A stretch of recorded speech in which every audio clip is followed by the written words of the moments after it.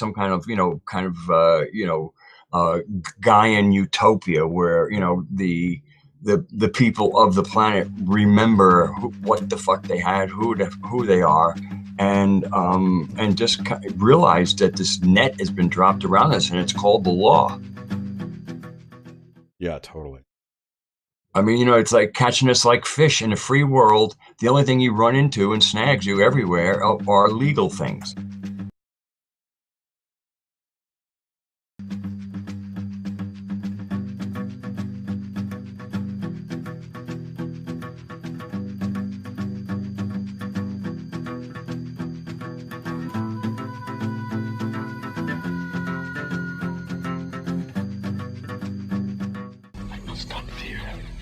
Fear is the mind killer, and fear is a little death that brings total obliteration. I will face my fear. I will permit it to pass over me and through me. Knowledge is power, but how you use that power defines whether you are good or evil.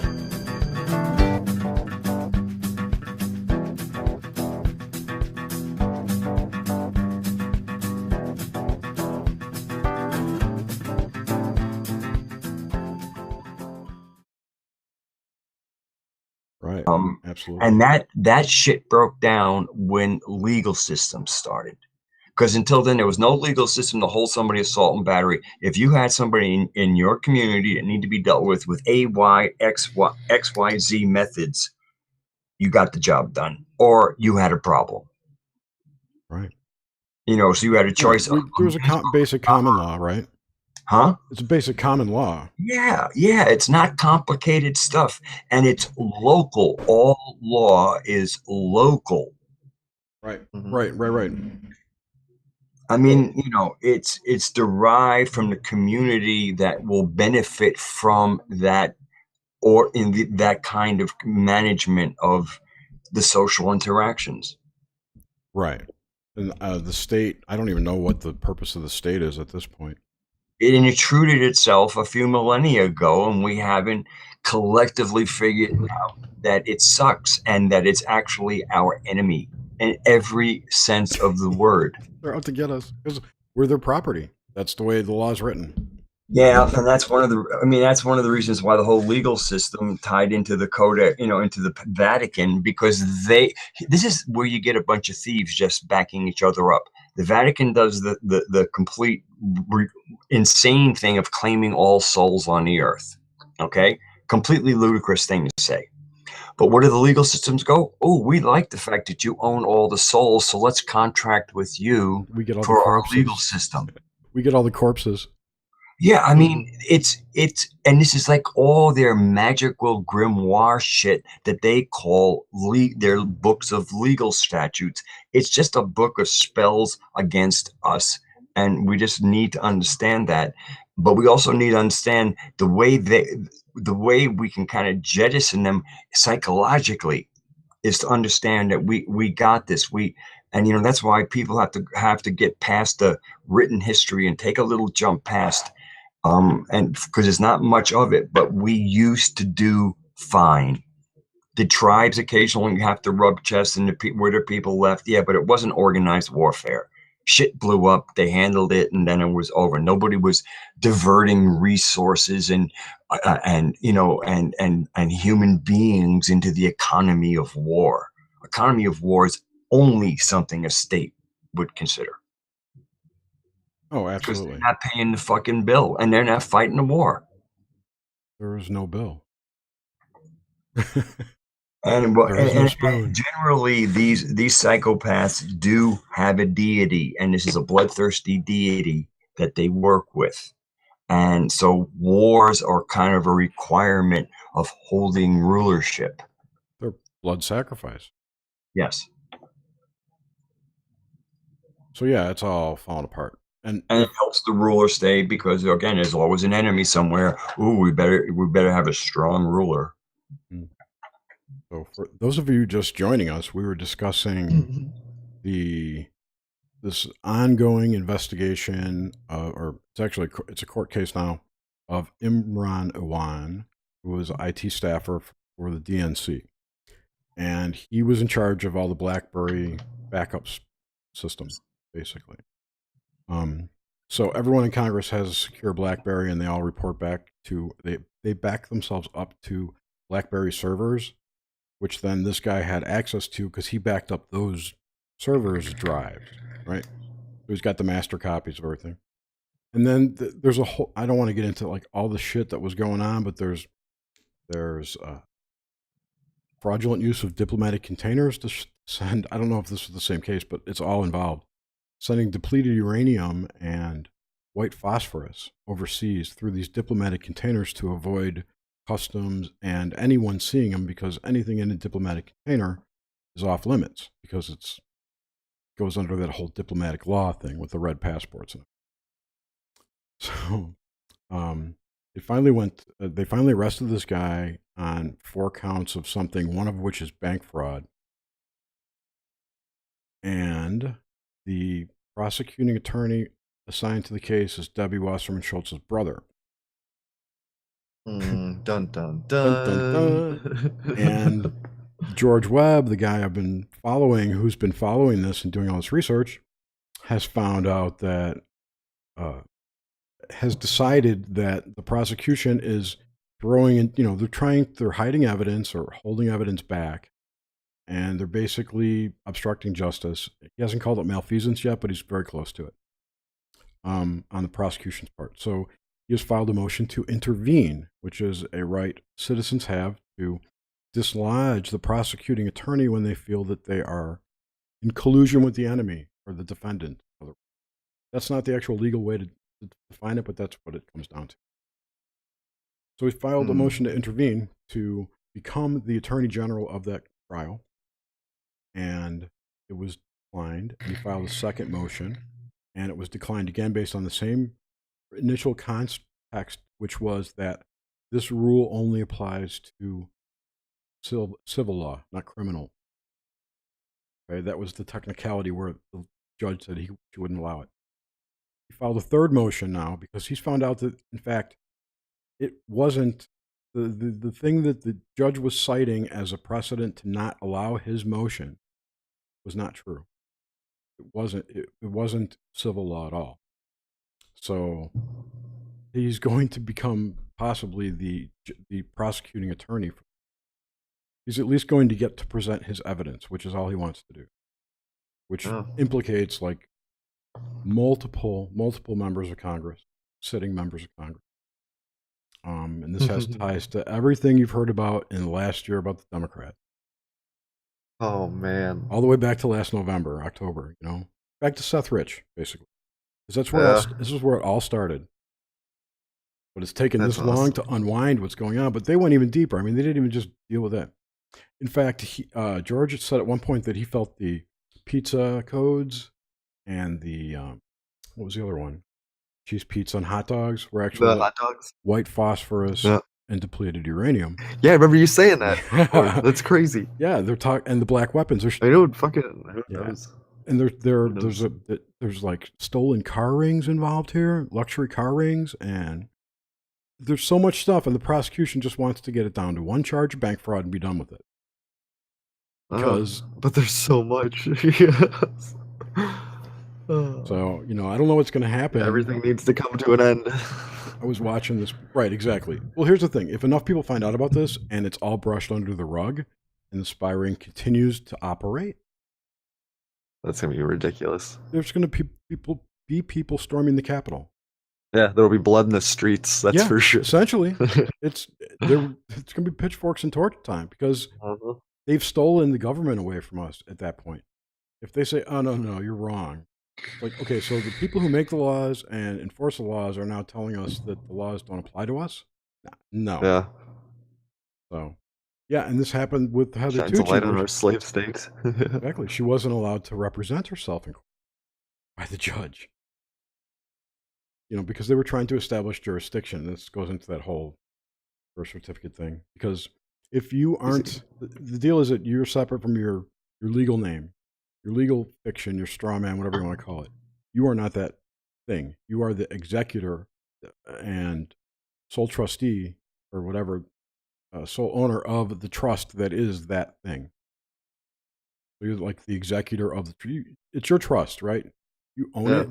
But when you become a citizen, you yield it, whatever, how you want to say it, to the state you hold on to for you. That's becoming or the government. It's the government, rather, like the feds. You give it over. The what's the word? There has to be someone in charge of the trust to they become the main beneficiary. Essentially, they manage it. They're like a financial advisor on your trust, which is you. Right. Uppercase, like your birth certificate, right?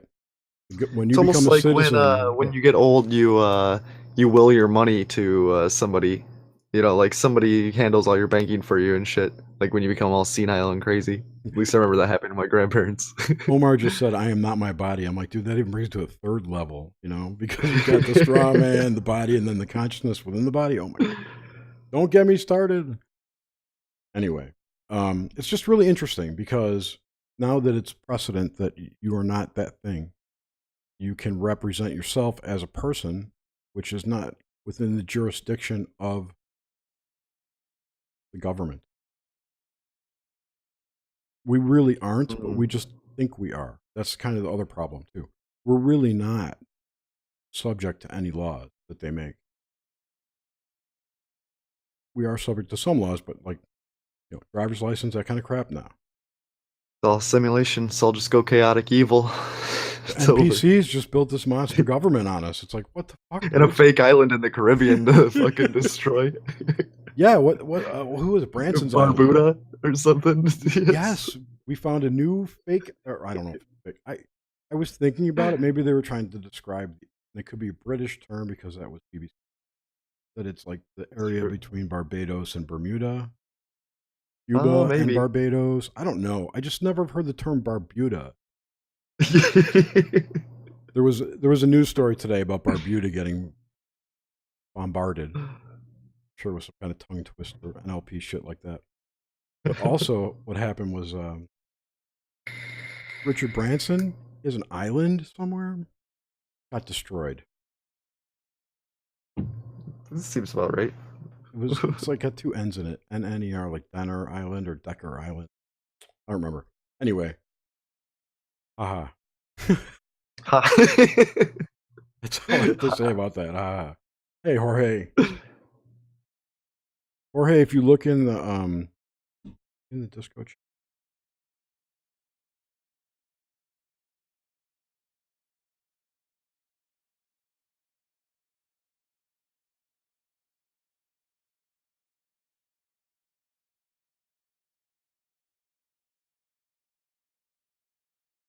What was I talking about? I don't know. Yeah, so it's just interesting shit going on.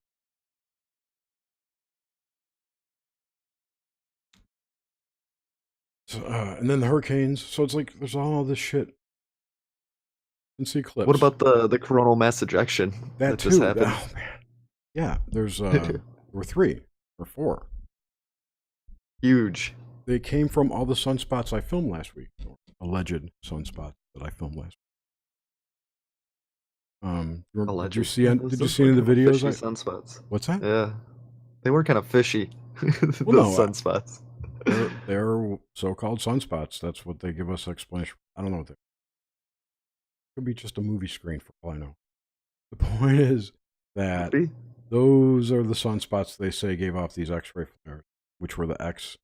Get this, the X 9.3, 93 again, encoded in this fucking X flare. 93 because the sun's 93 million miles away, right? Synchros everywhere. I know. The other one was like 4.2. It was a 42, or I gotta look that up. I don't remember exactly. There were like 3 in a row, and it's interesting. Something odd happened. I gotta find I remember what. It was on Suspicious Observers. He noted it too. So there were 3 CMEs.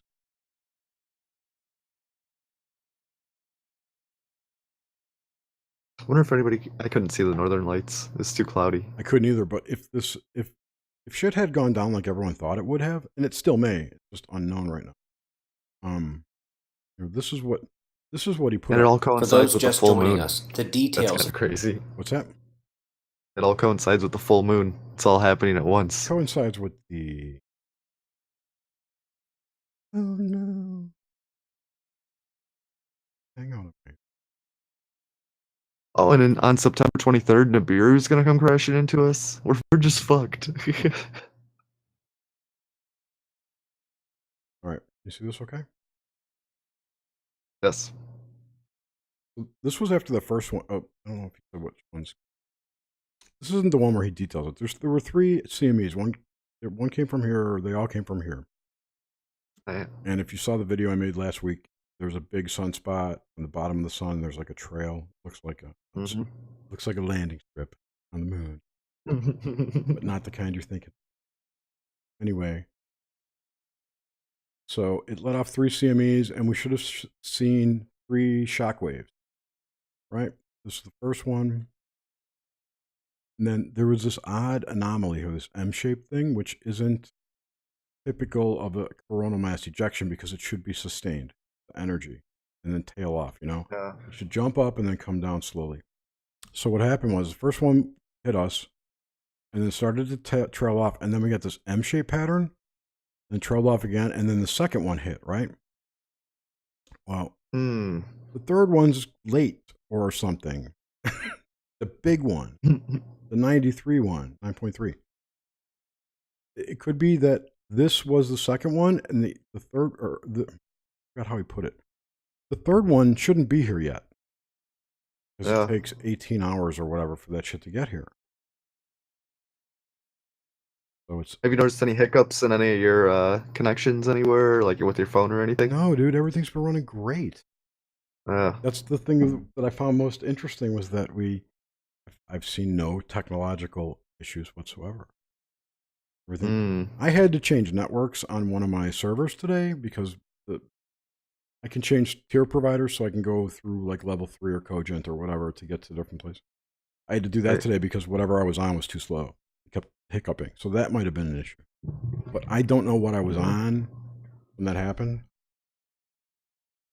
All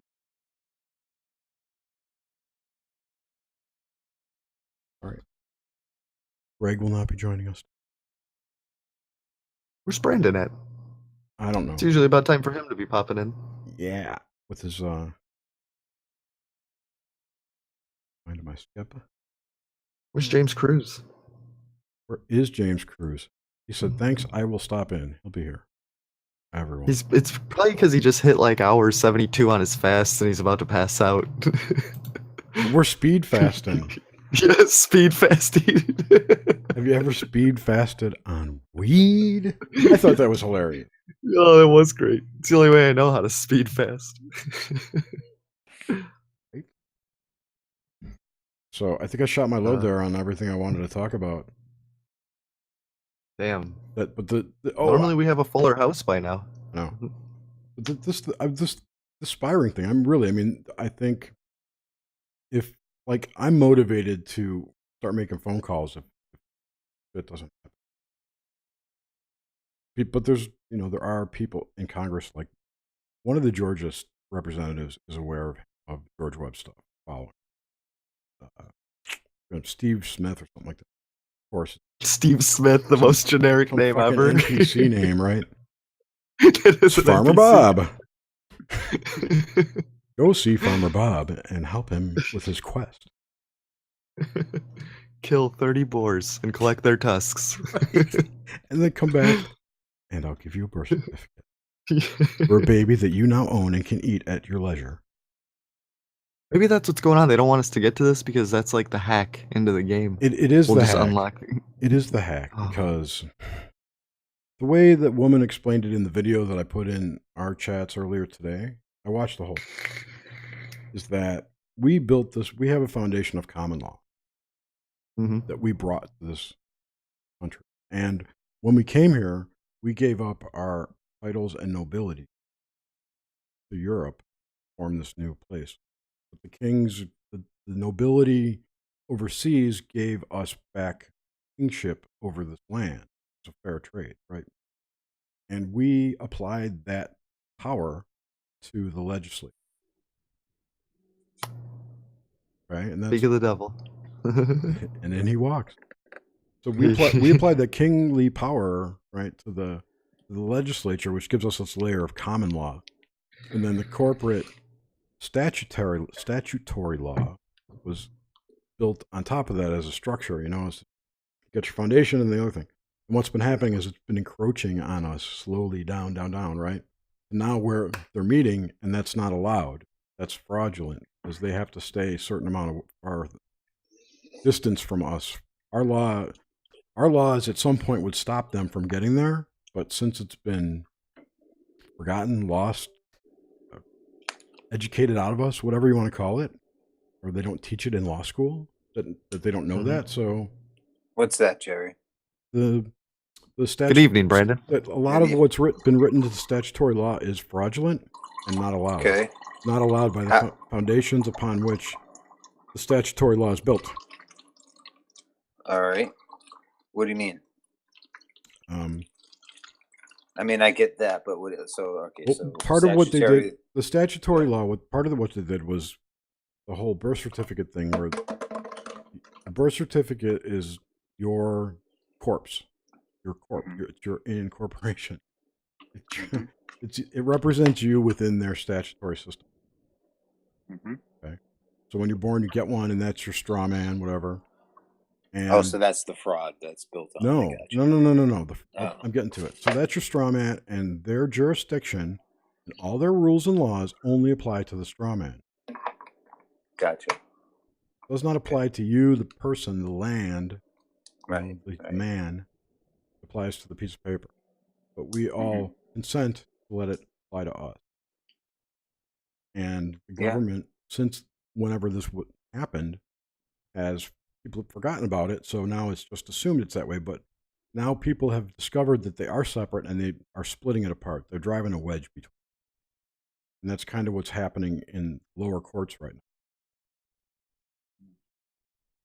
But, I don't know. So is this through your social security number or your birth certificate, or how does this work? Both. Both, really. So is that why they push for citizenship so much? Yes.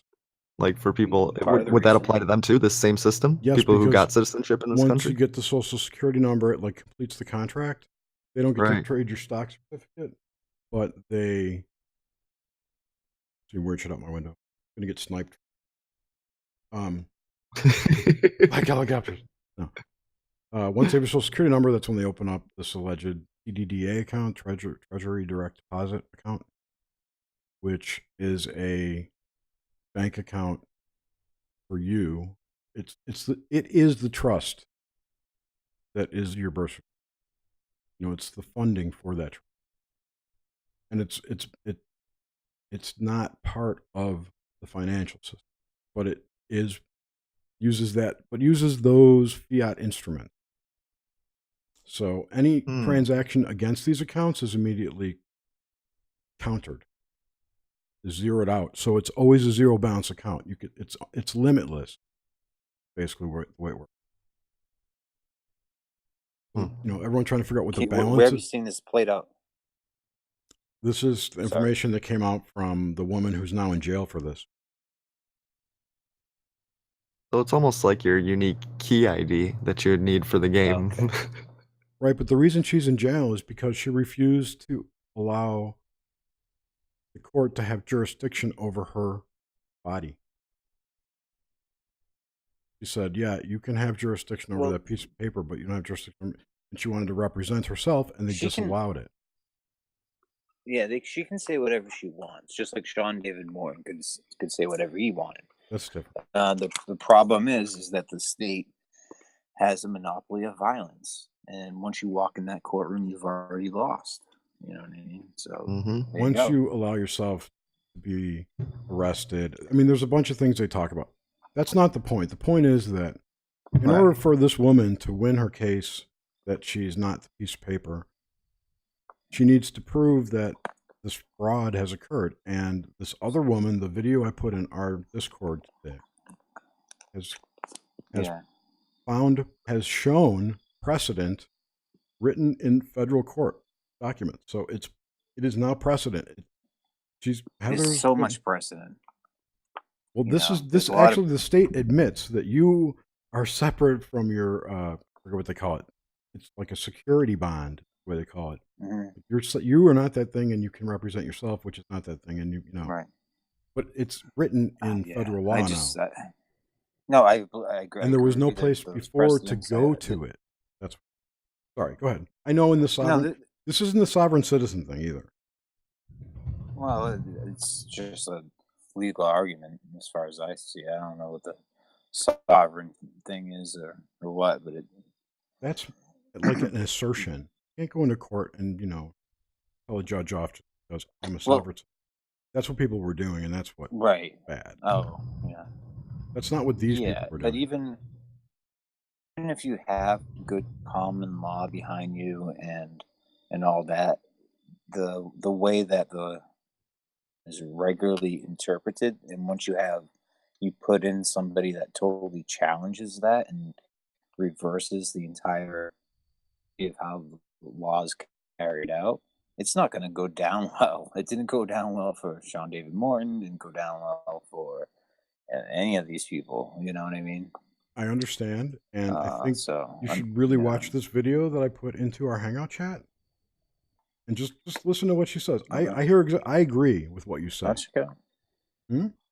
Yeah, and I agree with what she says and you say. So But yeah. she can show you. She can show the judge how it's true, like with books. Yeah, but he doesn't have to agree with it. That's the thing. He has the power, you know.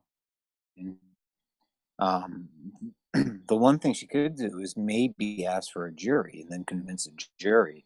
But then, even then, the judge can say certain things and not allow this and She's not not allow going that. to go to trial. You're missing the whole point. She's not subject to their courts, and she can prove it. So she says. That's what You she can says. prove it with their law books. It shows it.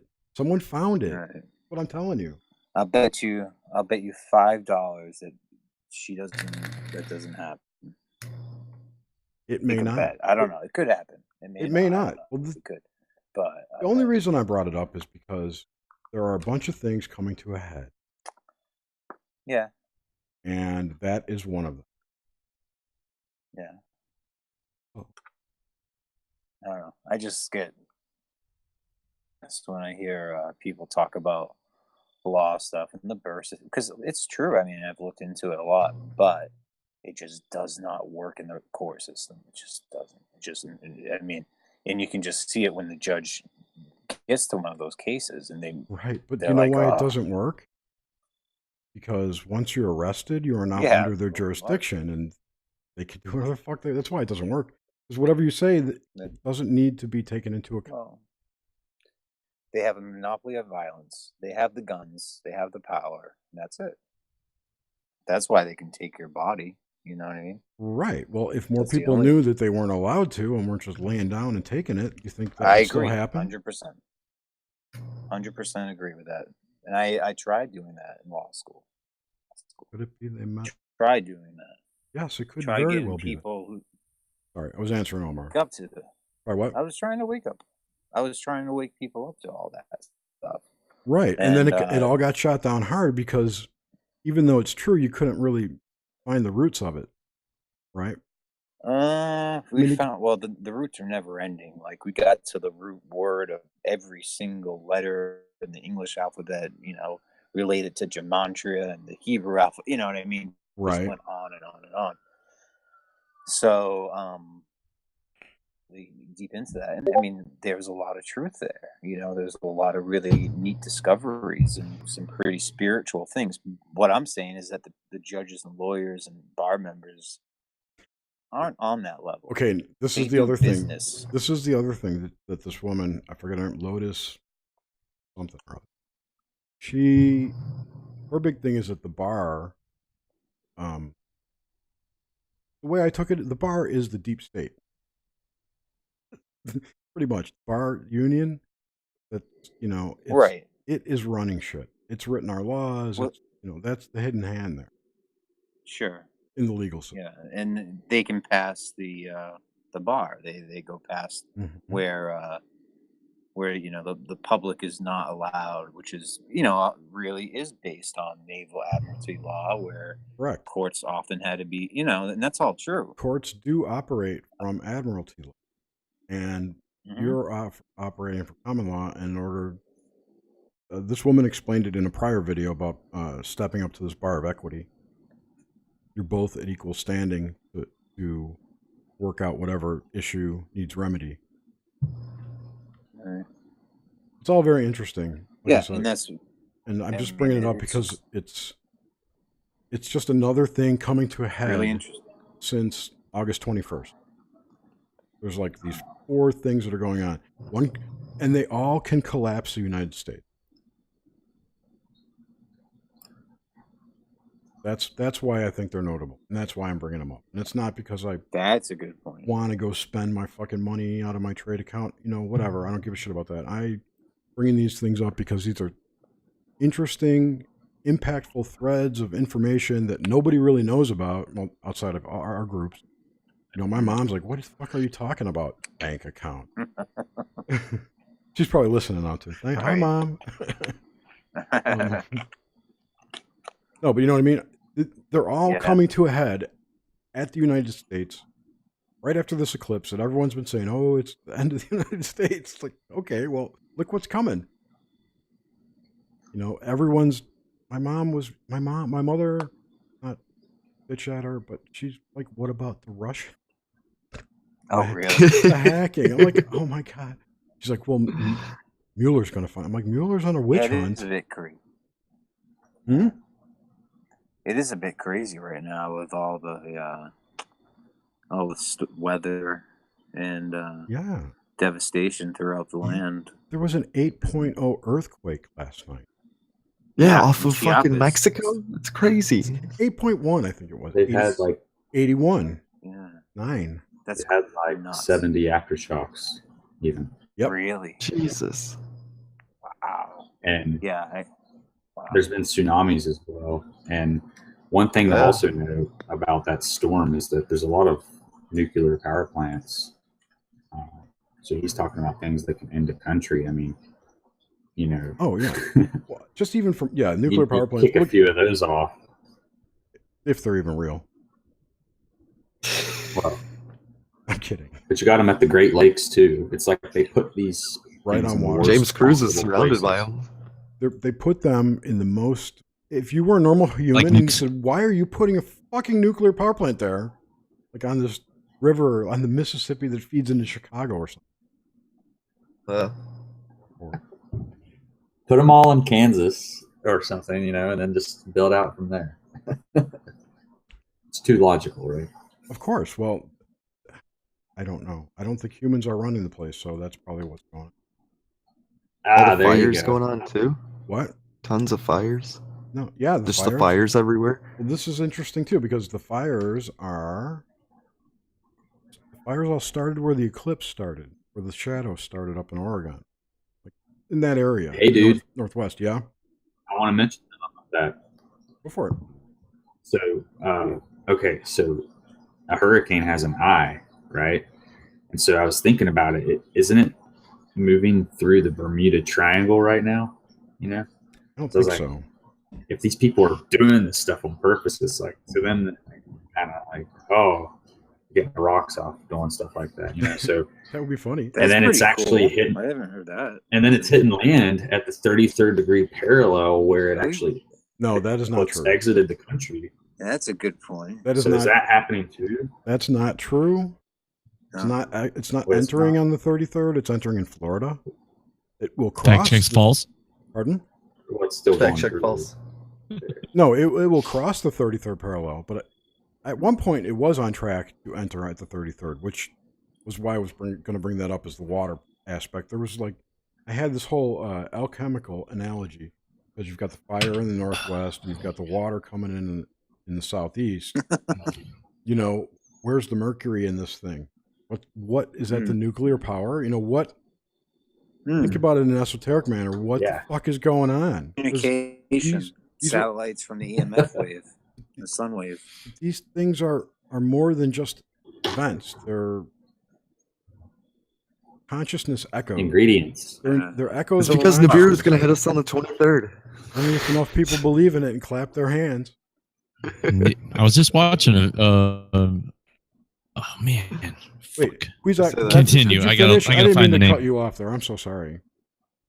No, go right ahead. Yeah, I we cut got you derailed. off. Not you, I'm a James, dick. the guy talking before you. No, not. Who's that? Right. Muad'Dib. So basically, I was just doing some thinking about it, and it just seemed kind of contrived, especially since there's so many weird coincidences with the eclipse. How Oregon's the 33rd state, it exits on the 33rd parallel, which is the same as Jerusalem, when in fact Salem was the first city to see it in Oregon. And the Roswell crash. Saw it. And the very moment that they see And it, Easter Salem, Island and Disneyland. That too. that's being rude, dude. So, anyway, as the sun goes down on Jerusalem, the eclipse happens in Salem, Oregon, which is the 33rd state, 33rd parallel. Jerusalem is on the 33rd parallel as well. What's the gematria of Salem? I don't know. Look it up, obviously. Fucking Is it 33? I don't know, but I'm sure it is in some system. Anyway, I'm finished with that thought. No, I had the same thought too. But I was going for more. There's a bunch of art. There's an archetypal war going on in our consciousness, and it's being played out by hurricanes and solar eclipses. Well, there's the government breaking down. Something's going on. You're right. It's like there's this Flare relation. See, You ever see that chart? Yeah, Well, there's your fire right there. Which chart? It's the solar flare chart, like where it goes ebb and flow with all the fucking crazy disasters, everything. Like a consciousness, the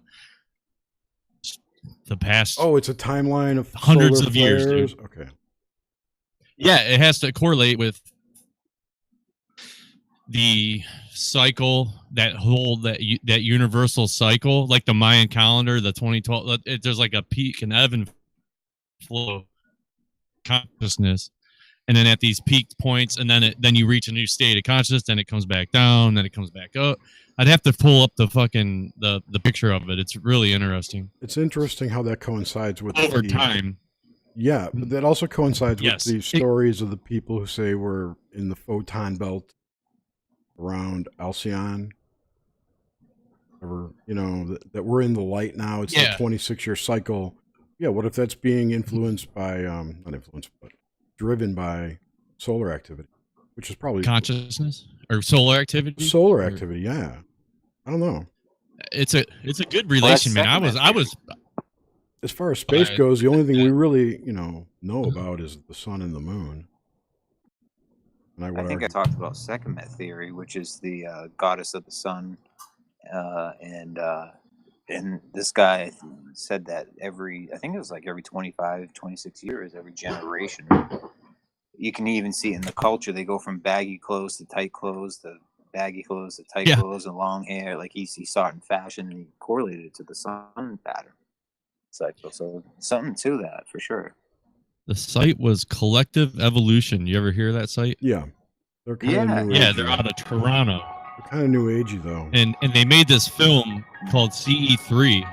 And I just randomly found it on like Twitter or something, and then I was on their site. Oh, it's because I got this thing about Graham Hancock today, and I clicked on it. Is that me? I'm sorry. Kind of was going through it, and it pulled up all that shit, dude. It's like an hour and a half movie you can watch for free. And nice. I'd have to find the one section. I'd like to show you that map. Find it. How dare these things fucking run in the background? I hate that. I'm sorry, people. Oh, fuck. Another ad. Oh, wow, look at that. What? No culture. Sun. The picture?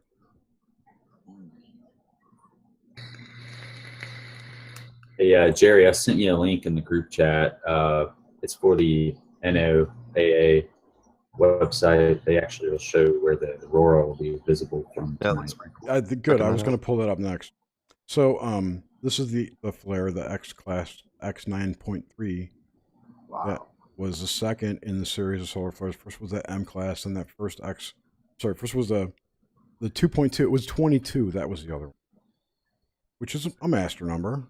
I mean, all these Imagine- things have numerological significance as well as physical. I don't remember where. I don't remember when it was supposed to be here, but it usually takes, I think, 18 hours. Here it is.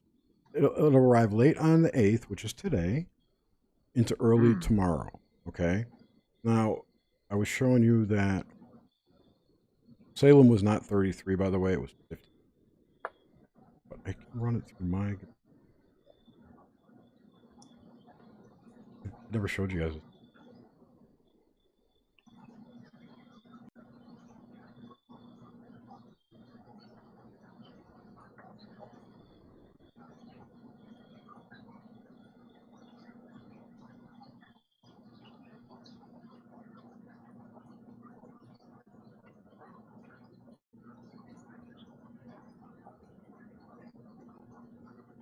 Oh, look, mantra. There's 23. Yeah, no 33s there. You sure it hit Salem first? I'm sure you can get to 33 with some work. Come on now. I'm not fucking Russian vids, man. What was I looking for? Does he? Yeah, well, no, he doesn't. I mean, he'll just. I've never seen many of it. Here's my thing. He'll take one story apart, headline, pieces of it, and he'll use different gematria of tables to basically tell the story he wants to tell, right? Uh-huh. But I've seen a guy named what's that guy's name? That Marty Leeds is one of them, but he's different. But Marty's there's good. Another Marty's good. He's different. But then there's that guy Zach Hubbard. who had a falling out with. That's the name. Yep. And I remember when he first got started with Jeff Young, who is the ex-lead guitarist for Megadeth, and he started a show. It had me on it, and I don't know what happened, but he's tried starting a show, and he had on Zach Hubbard, and he was going to go down to DC and with him and all this stuff, and it's part of like the narrative now. His two business partners or whatever had a falling out with him or whatever. But gematria is magic. You make it up. You know what I mean? I think it's a Rorschach block. I can take any name and make 33 or 333. If you subtract this, add that. It just, I don't know. Not much to it. It's like this trick I learned when I was a little kid, where it's easier to explain.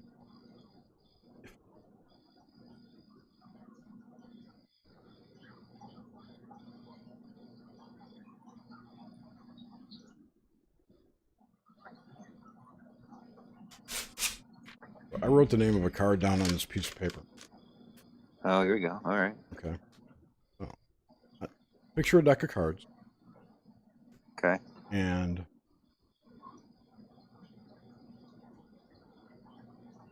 picture a deck of cards. And in the deck of cards, there are 4 suits of cards, right? Yep. Pick 2 of those suits. Okay. Tell me. Interactive trick. Mm-hmm. Tell you? Yeah. Diamonds and hearts. Okay. Out of diamonds and hearts, that leaves spades and clubs, right? Oh, yeah, I know this one. Okay, yeah. Okay, well, I'm not going to go through it if you know. Well, I'll go through it for everyone else, yeah.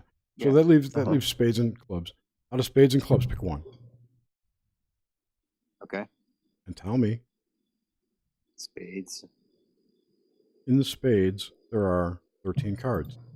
Ace through king. Pick 5. And tell me. Okay, got it. And ace, king, queen, jack, and 10. Okay, out of ace, king, queen, jack, and 10, pick 3. Okay. Tell you? Yes. Okay, ace, king, queen. Okay, out of the ace, king, queen, pick 1. Queen. That leaves the king and the ace, right? Mm-hmm. Out of the king and the ace, pick 1. Okay. Tell me. Ace. Okay. Ace. Ace of?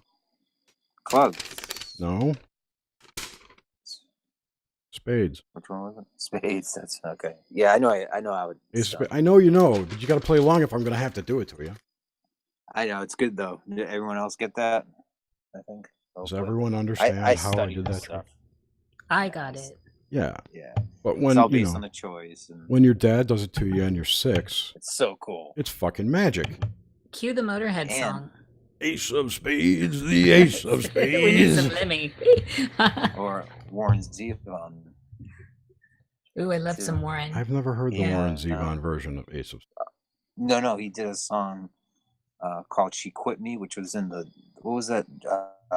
film Cowboy that Harry Nilsson did. Everybody is Oh, talking Midnight at Cowboy. me.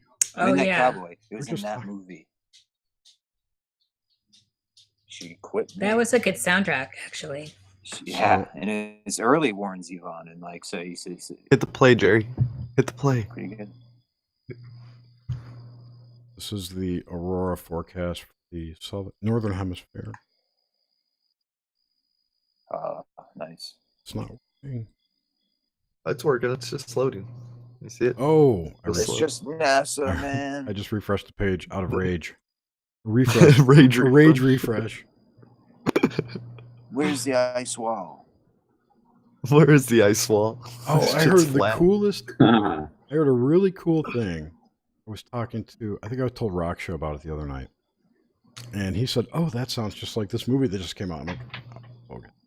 Anyway, No, here's so let's,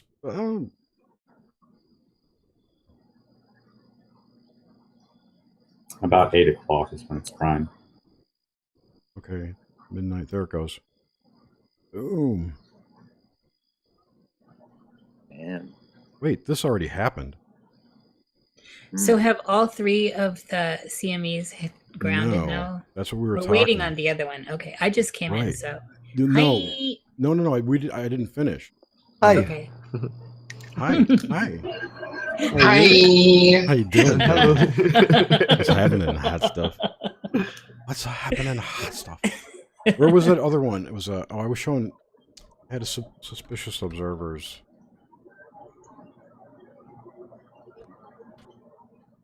I love Ben over at Suspicious Observers. That is some solid shit. Yeah, he's good. He's good. I used He's to no like, fear. Yeah, no fear. No fear porn. Eyes open, no fear. Hmm But Another he good- doesn't push fear porn at all. No, he just tells you the facts, which is good. You know. I'm trying to find the KP chart. Should it might have been in here. So while you're There's a doing KP that, chart on that side. Is there? Sorry, Nan. Go ahead. What? my yeah, go my ahead. kitten had to have an enema, y'all. Yo, was it coffee? It was no, that's for me, baby. Mm-hmm. No, but it was bad. She was impacted 3 days, so it was so much they couldn't believe it. Now she's on antibiotics and stuff. So at least she's not going to die. I was so freaked out. And now I have to give her daily enemas for a while. It's so not fabulous, though. To be sick in Nish's care. Huh? Yeah, How about that? Wow. I'm like Nurse Hatchet. Now I know who to come It's Ratchet. to. Ratchet. Okay, yeah, Hatchet. Oops, slip there. Slit. Your what hurts?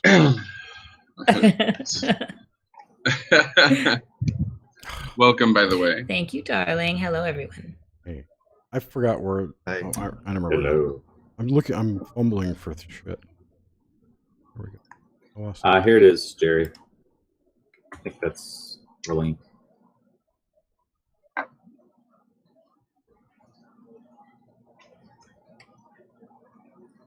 That's not the one I was looking for. Look for the one with the green and red bar, the verticals. Oh, well, these are It's on NASA site. latitudinal. But it's got them there. I didn't see it. Yeah. It's got the black map with the blue, green, Okay, yellow, okay. red KP bars.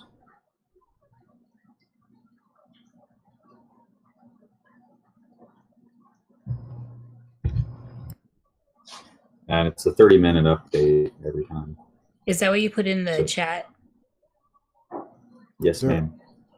There is a better chart that I can show. Jerry, you're always trumping. No, it's the same data, just shown differently. But he I does. just wanted to hear you get triggered.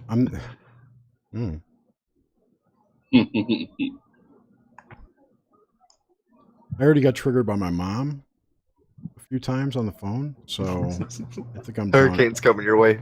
Batten down the hatches, Yeah, Jer. that was the call I got. This is the video Lord. that I was talking about. Thank you.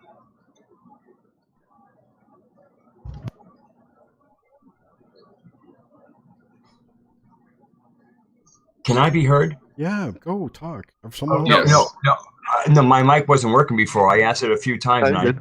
didn't get any responses. Hello, Anish. Niche. She's a niche. Or Nin, Speculum Nin. I'm your chameleon. Hello, darling. I'm a chameleon. And hello, Quizats. Hello. Well, there was that one. Thank you for saying hello. And I'd already said hello to Brandon and James and Grimsteak. Oh my. Brandon and Oh James my. and Grimstreak. Oh my. Hi, Wiz. Hello, Raksha. Yes, we're crossing streams tonight, people. This is Oh, this is a yes. lot of we've got a lot represented going on. It's like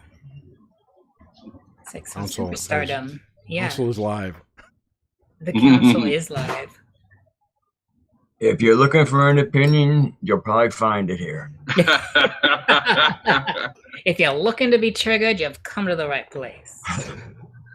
You heard I my, love you guys. You guys are awesome. she heard my Bronx come out. Love you too. I love the Bronx. You're gonna get me every time with it. No, I can. My inner Jew comes out. Watch out. Ooh. Oh, Isn't that true, Jerry? It does. Totally. You gotta let him out to breathe every once in a while. I know, baby. I know. To your last remark, I'll just say I was very popular. Oh, I'm sure you were. Got thrown out of a few households, but still very popular. Well, that's just street cred. So NASA is saying that, or I don't know if it's NASA. I think this is Ben's site. That the debris from the X-class, X9, X9.3, X-Man, got here last night. X-Men. The X-Men. The XO. And when does Rocket Man get here? The Beast. Coming in with Irma. Which is, by the way, the goddess of war, right? Germanic. Mhm. Yeah. It is. That's right. I don't know why I cannot find the thing up. I give up. Oh, So, you can show the one I sent you. I did. Oh, I was showing it. pardon. It should be still showing. No, I was showing that one. The black one, right, with the lines? Why it gotta be black? Yes. Yeah, Black Lives Matter. you'd think the guys of All war right. would want to go visit Washington, D.C. and give them a nice big wet kiss. A sloppy wet something. Oh, yeah.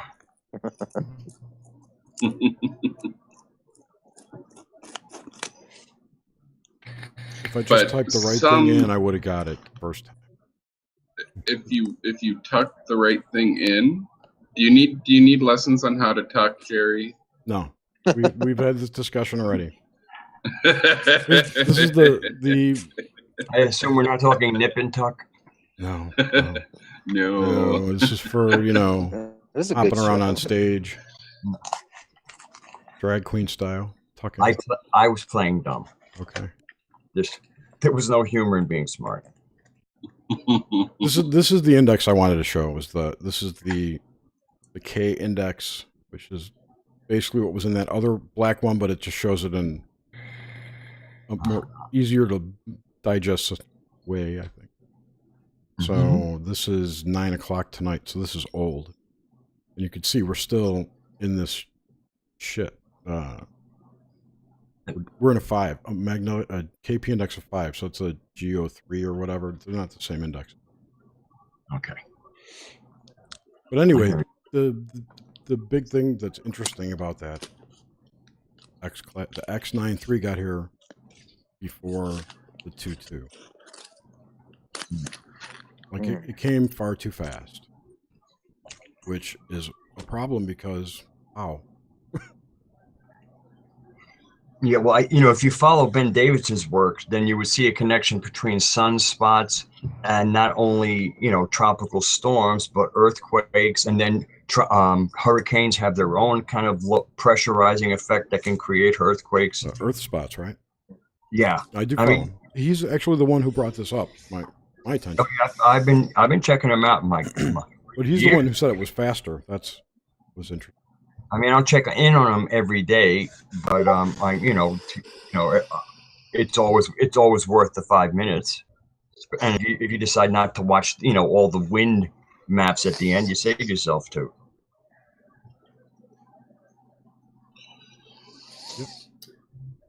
Yeah, I had something to mention. So mention away. I'm done talking. During these times with the solar flares, aren't those also said to be times when the spacecrafts can port in and out real easy at certain points in the sky? I remember seeing that like on a secure team video. What did you say? What? During the time of the space flares, this would be. Some would say that that's actually what they are. Is the space flares are actually either the residual effect or the burst of the porting. Well, some would say. I decided to be a little pithy. Wait, porting? I mean like a gateway portal kind of thing? Yeah, like it's like a road. Well, there are a lot of people who do say the sun is a Stargate or Helios dimensional portal. The chariot of the gods. I think that's not an unreasonable thing to work with. The sun is as a portal. Well, it's a gas. And knowledge of forever time. Yeah. Dude, if it's a portal, anything you learned in science class about it is not true. Yeah, I'm fine with that. I'm chucking most of what I learned in science. I was talking to Brandon. He said it's a gas. Although the older the science goes back, the better it is. Go with me for a second. I mean, if it's a gas, it's mostly not there. It's mostly like, would be empty space, basically, right? And so it would be a high energy place for beings or things to come through, and that's possibly why in the tarot it's associated with the chariot, and what brings in the chariot, but the gods. So maybe. Who was talking about the power card and Trump and eclipse? Was that Preston Sheridan? Was it? Sorry. Yeah, not the Economist per se, but someone. I think it was at Preston. Was it you? I brought up the Economist, and when I had the vision of 2017 being Judgment, it was right around that time that the Economist had Trump sitting on top of the world as the Judgment tarot card with the helio, whatever it's called, the thing. The Hierophant. Not the Hierophant. There's a word. The globe. Heliosphere. It's got a funky name. Like, I don't. It doesn't matter. That's not what I'm talking about. There was a podcast I listened to today where someone was talking about. I don't remember now. I lost it. It related to these items, but it also related back to tarot. I think it was that Preston Gibbs guy on THC. Oh, I listened to the first part of that, I think. Yeah, when he was talking about the astrology and the old astrologers and what it meant, and then he kind of bridged it with tarot. Didn't get that far. So. Yeah. And I don't remember exactly what he said, so I'm not. Right. Hey Jerry, I'd like to mention something about that. Go for it. So, on that Economist, it actually changed. Initially, it was like an eagle sitting on top of the earth. Oh, that's right. It was Trump, and then they had to retract all of it, and they changed it to the eagle. Oh, I thought it was the eagle first, and then once Trump was winning, they changed it. Oh, they got so much backlash from it being Trump that the proverbial shitstorm that they got, they had to change it to the eagle, which again signified America sitting on top of the world, and it being the judgment card. Interesting. The only reason that I know that again is because I was paying very much attention to specifically judgment at that time.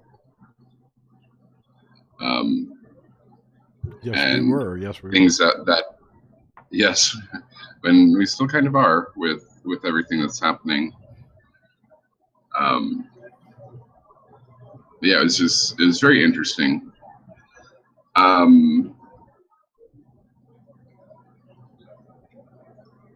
I actually pulled up the cover to see if I could pinpoint what you were trying to figure out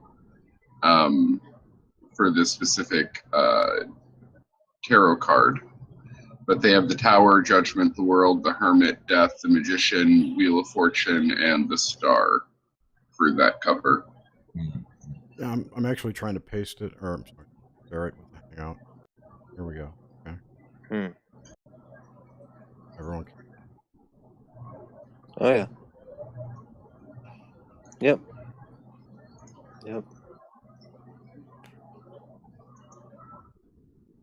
The Magician, that's an interesting. That thing that he's got is. It's got a torch, right? No, it's He's got the three-legged table. Cruciger. It's a fetish or a talisman. I don't know what you want to call it. It's called a globus cruciger, which means cross-bearing orb. Yeah, that it's just it's a sign of a sovereignty. That's a scepter of it's a Christian symbol of authority. Well, Queen Elizabeth has one too. Yeah, it's a Christian. Well, the Queen and the Pope run the world, so that would make sense. Well, they're the one. Well, Queen is actually she claims to be divine right of king. She thinks she is God. Right. Yeah, and the Pope is the man, the other one. There's two of them. Those are the two people who run the world, the Queen and the Pope. I'd like to point something out, though. Yeah. The rod, traditionally, at least in the Bible, the rod indicates authority. Whereas the globe, even though he's not wearing anything on his head, that kind of reminds me of the Triple Crown mitre, how it symbolizes authority, but in the three worlds, material, intellectual, spiritual. Is it the in Washington D.C.? I think Malachi Martin said that he would because the Pope gave that 3-layered Babylonian headgear. I forget the name of it. The is that it? No, it's something else, some name for it. But it sits in Washington D.C. at this moment. But in the young Pope of Jude Law, the first thing he does, and what Malachi Martin said that his first thing that he would do, was to get that back from Washington D.C. and put it on, which I thought was really interesting. So I love Jude Law. I hope he has the right shoes. Malachi Martin's pretty cool too. There's a documentary on him on Netflix called Hostage to the Devil. Pretty good. He's awesome. Was he a Jesuit? Yeah, he was. Well, he got kicked out of the Jesuits, but or is that what they'd like us to believe? No, he was. I'm kidding. He legitimately was. Yeah, he was at Conclave. I am very familiar with him. I cannot find any large versions of this image. Really? Can you zoom in? No, save it and I can, but it's just kind of. I think there's actually a Tau cross on that globe if you could see it closely enough. There you go. It's still not crisp. That's all. Oh, okay. Yeah. That's very good. I meant they have the Christ and what's that? Russians on the left. This is the Russian Tower flag. No, the flag. It's Russians and Christians or Romans. Hammer and sickle. So I think it's Soviet Unionists. Sign. Yeah, I mean, it could be a lot of things. I counted these all up once. There's 11 of these. It's like. And if you look, specifically, the Catholics are really the only ones that, or the Orthodox churches are the only ones that keep Christ on the cross. If you look at the door on the tower, that's Luther's. Right. That's Luther's basically F you to the Catholic Church. And look at that's the 95 Thesis right there on the door too, maybe.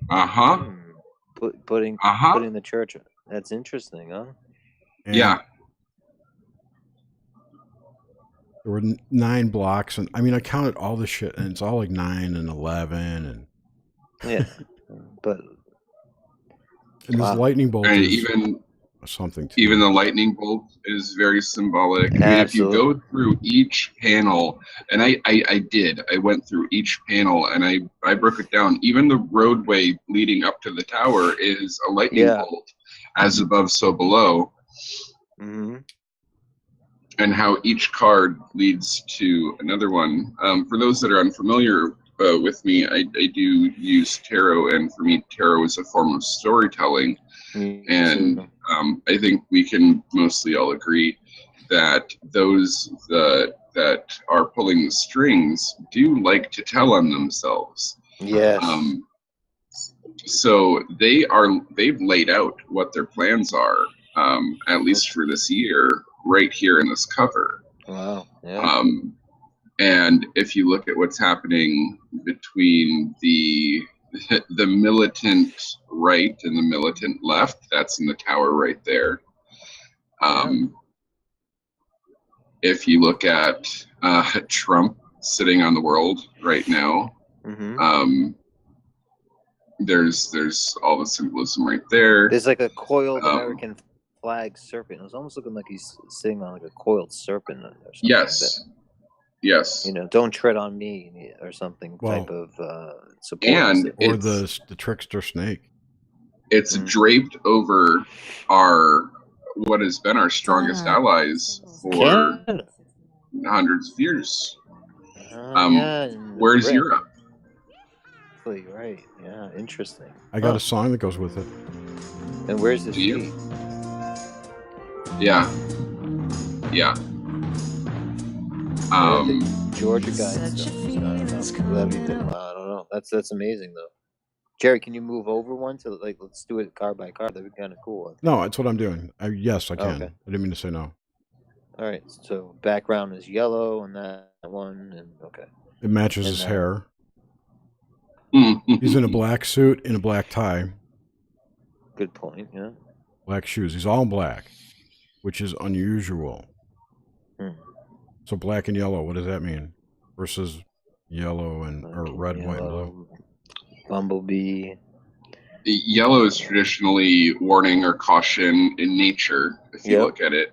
I can't help but notice his feet are kind of right over the path of the eclipse. Yeah. Go back. I can't. Yeah, and I didn't see that. And from what I understand, what would be left foot, the spiritual side, right approximately where the United States of America location of CERN is. I was going to say Georgia. Fermilab? But I guess that's right. And the Guidestones. The Guidestones are over here. Yeah, by Florida. Yeah, a little bit more. Yeah, the grease trap of America. Right.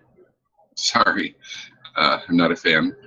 Of Georgia, but Florida. Oh no, it's a hell of a pestilence.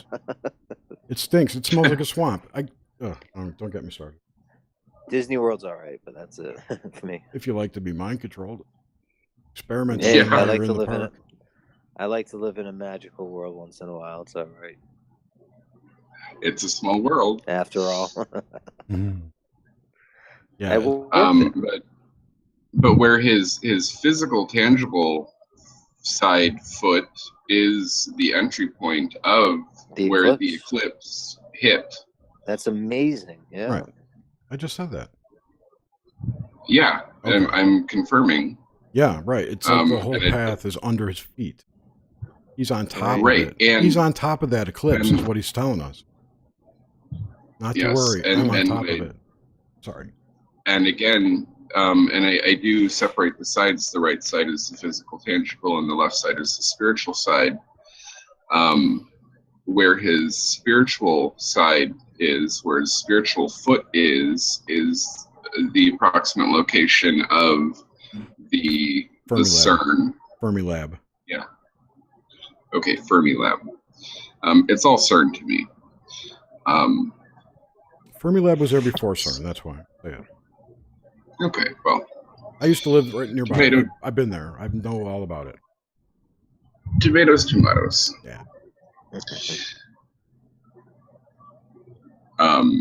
And so if we move into the next one, you'll notice they're pulling it all together through different things. That whole. Can I mention one more thing before we Sure. stop judgment? Yeah, of course. Oh, I'm always judgy. I'm a queen, but one button. I just wanted to mention that in the Bible, it often refers to how God uses the earth as his footstool. Yes. So I just thought it might be worthwhile to mention that. Yeah. Anyway, continue. That could have been the impetus for, behind making it that way. That statement. Anyway, I'm sorry. Pardon me. So on the world card, just from my first impression, I see the 3 cities, right? You got, it looks like, okay, the pyramid, and you look like almost the Pantheon actually in Rome. He's almost, right? And then you have DC architecture. I don't know if I'm right about that, but that would represent sort of the world of commerce and religion and power, right? On a higher definition. Okay, there you go. Okay. How's that? Yeah, well, yeah, And then we're you have, looking like- at. Go ahead, Raksha.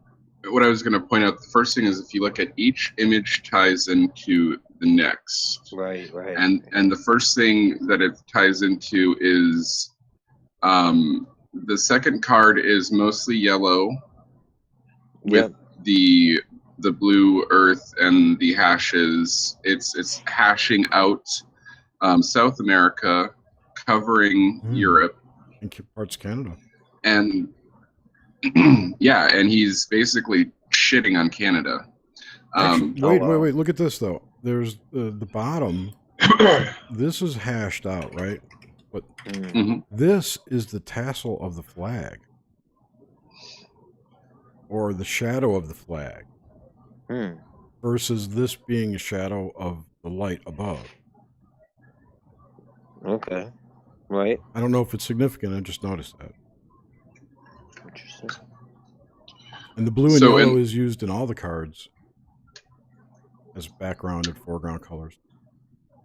And so in the third card, we're looking from a different perspective where even though these structures, these constructs are sitting on the world from a perspective of looking up, and that circle or sun is yellow, but it's not an open sky.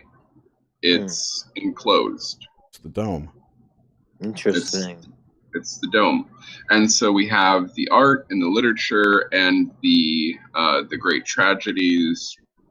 And comedy. And law. Comedy and tragedy, yep. And these are barcode. Law. This was a barcode in here. In this book, these are 2 barcodes. Where? You picked that up too. Those are barcodes. Okay. These are barcodes. Yeah. And it links all 3 of them together, but then it specifically links the United States and Egypt, the pyramids. Right. Interesting. Huh. And if you break down the sacred geometry of how DC is set up, and you take it back to Old World Egypt, and the parallels, the Messianic temple is sitting in the eye of Orion? Oh, having a Lucy moment. Orion? Of the pentagram, right? A constellation? 13 blocks away. It's Cleopatra's Eye is what it's most commonly known as. The Eye of Horus, I think. Horus, yeah, right. So which is a model of the pineal, right? It's not really the all-seeing eye. Yeah, okay. Right. So if we look at how all the buildings are structured, we can infer through sacred geometry the sacred spiral that that next structure up, right in the center of that is the Messianic temple, and that's why specifically it is linked back to Egypt and the pyramids. Church and state. So even though all three of them are linked, there is a special connection between the United States and the building of the pyramids, the connection of the world. Well, that makes sense because the Freemasons worship Egyptian gods. They're Yeah. Who would be the portrait of the upper left-hand corner there? I wonder. It looks like a woman with red hair, or a dude with a brown hood. Well, yeah, I don't know. Some would say, again, I'm going to be a little Pythian tonight. Some would say that would be Mona Lisa, just because of the classical arts. Facing the wrong way, though. Oh yeah, that's the only thing. Well, but still, that could be purposeful. Aren't things a little inverted though? In all of this, it's all a little fucked up. It's all a little skewed. So yeah. Like right. the skew codes next Mona to Lisa. It. Very good, Raksha. Wow, that's amazing. The one thing I want to say about the world card. What is this? So what are these gold lines? Okay, so you've got whatever this is. I would say it's the North Star. Okay. Versus the sun. But who knows? Anyway. Yep. It looks like it's right over the Arctic Circle, is where it should be. And then you've got this Roman building, Egyptian building. What is this? You're saying this Wait is a second. Guys. What? If Raksha's right, and each card, and I think he is, each card leads into the next. And Trump is sitting on top of the North. What are those lines? Really? Is that his butthole? Yeah. You know what I mean? We live in Trump's colon. Sorry, but I just thought of that. Oh, it's funny. Sphincter. Okay. We'll kind of get into some more. I mean, if we want to jump into the next card and wait. I want to finish. What are? Sorry. So you take away all the things that are flying around, and you've got this golden arch here. These golden arches, if you will. Oh yeah. There's one between the pyramid and this one, and that's a double line.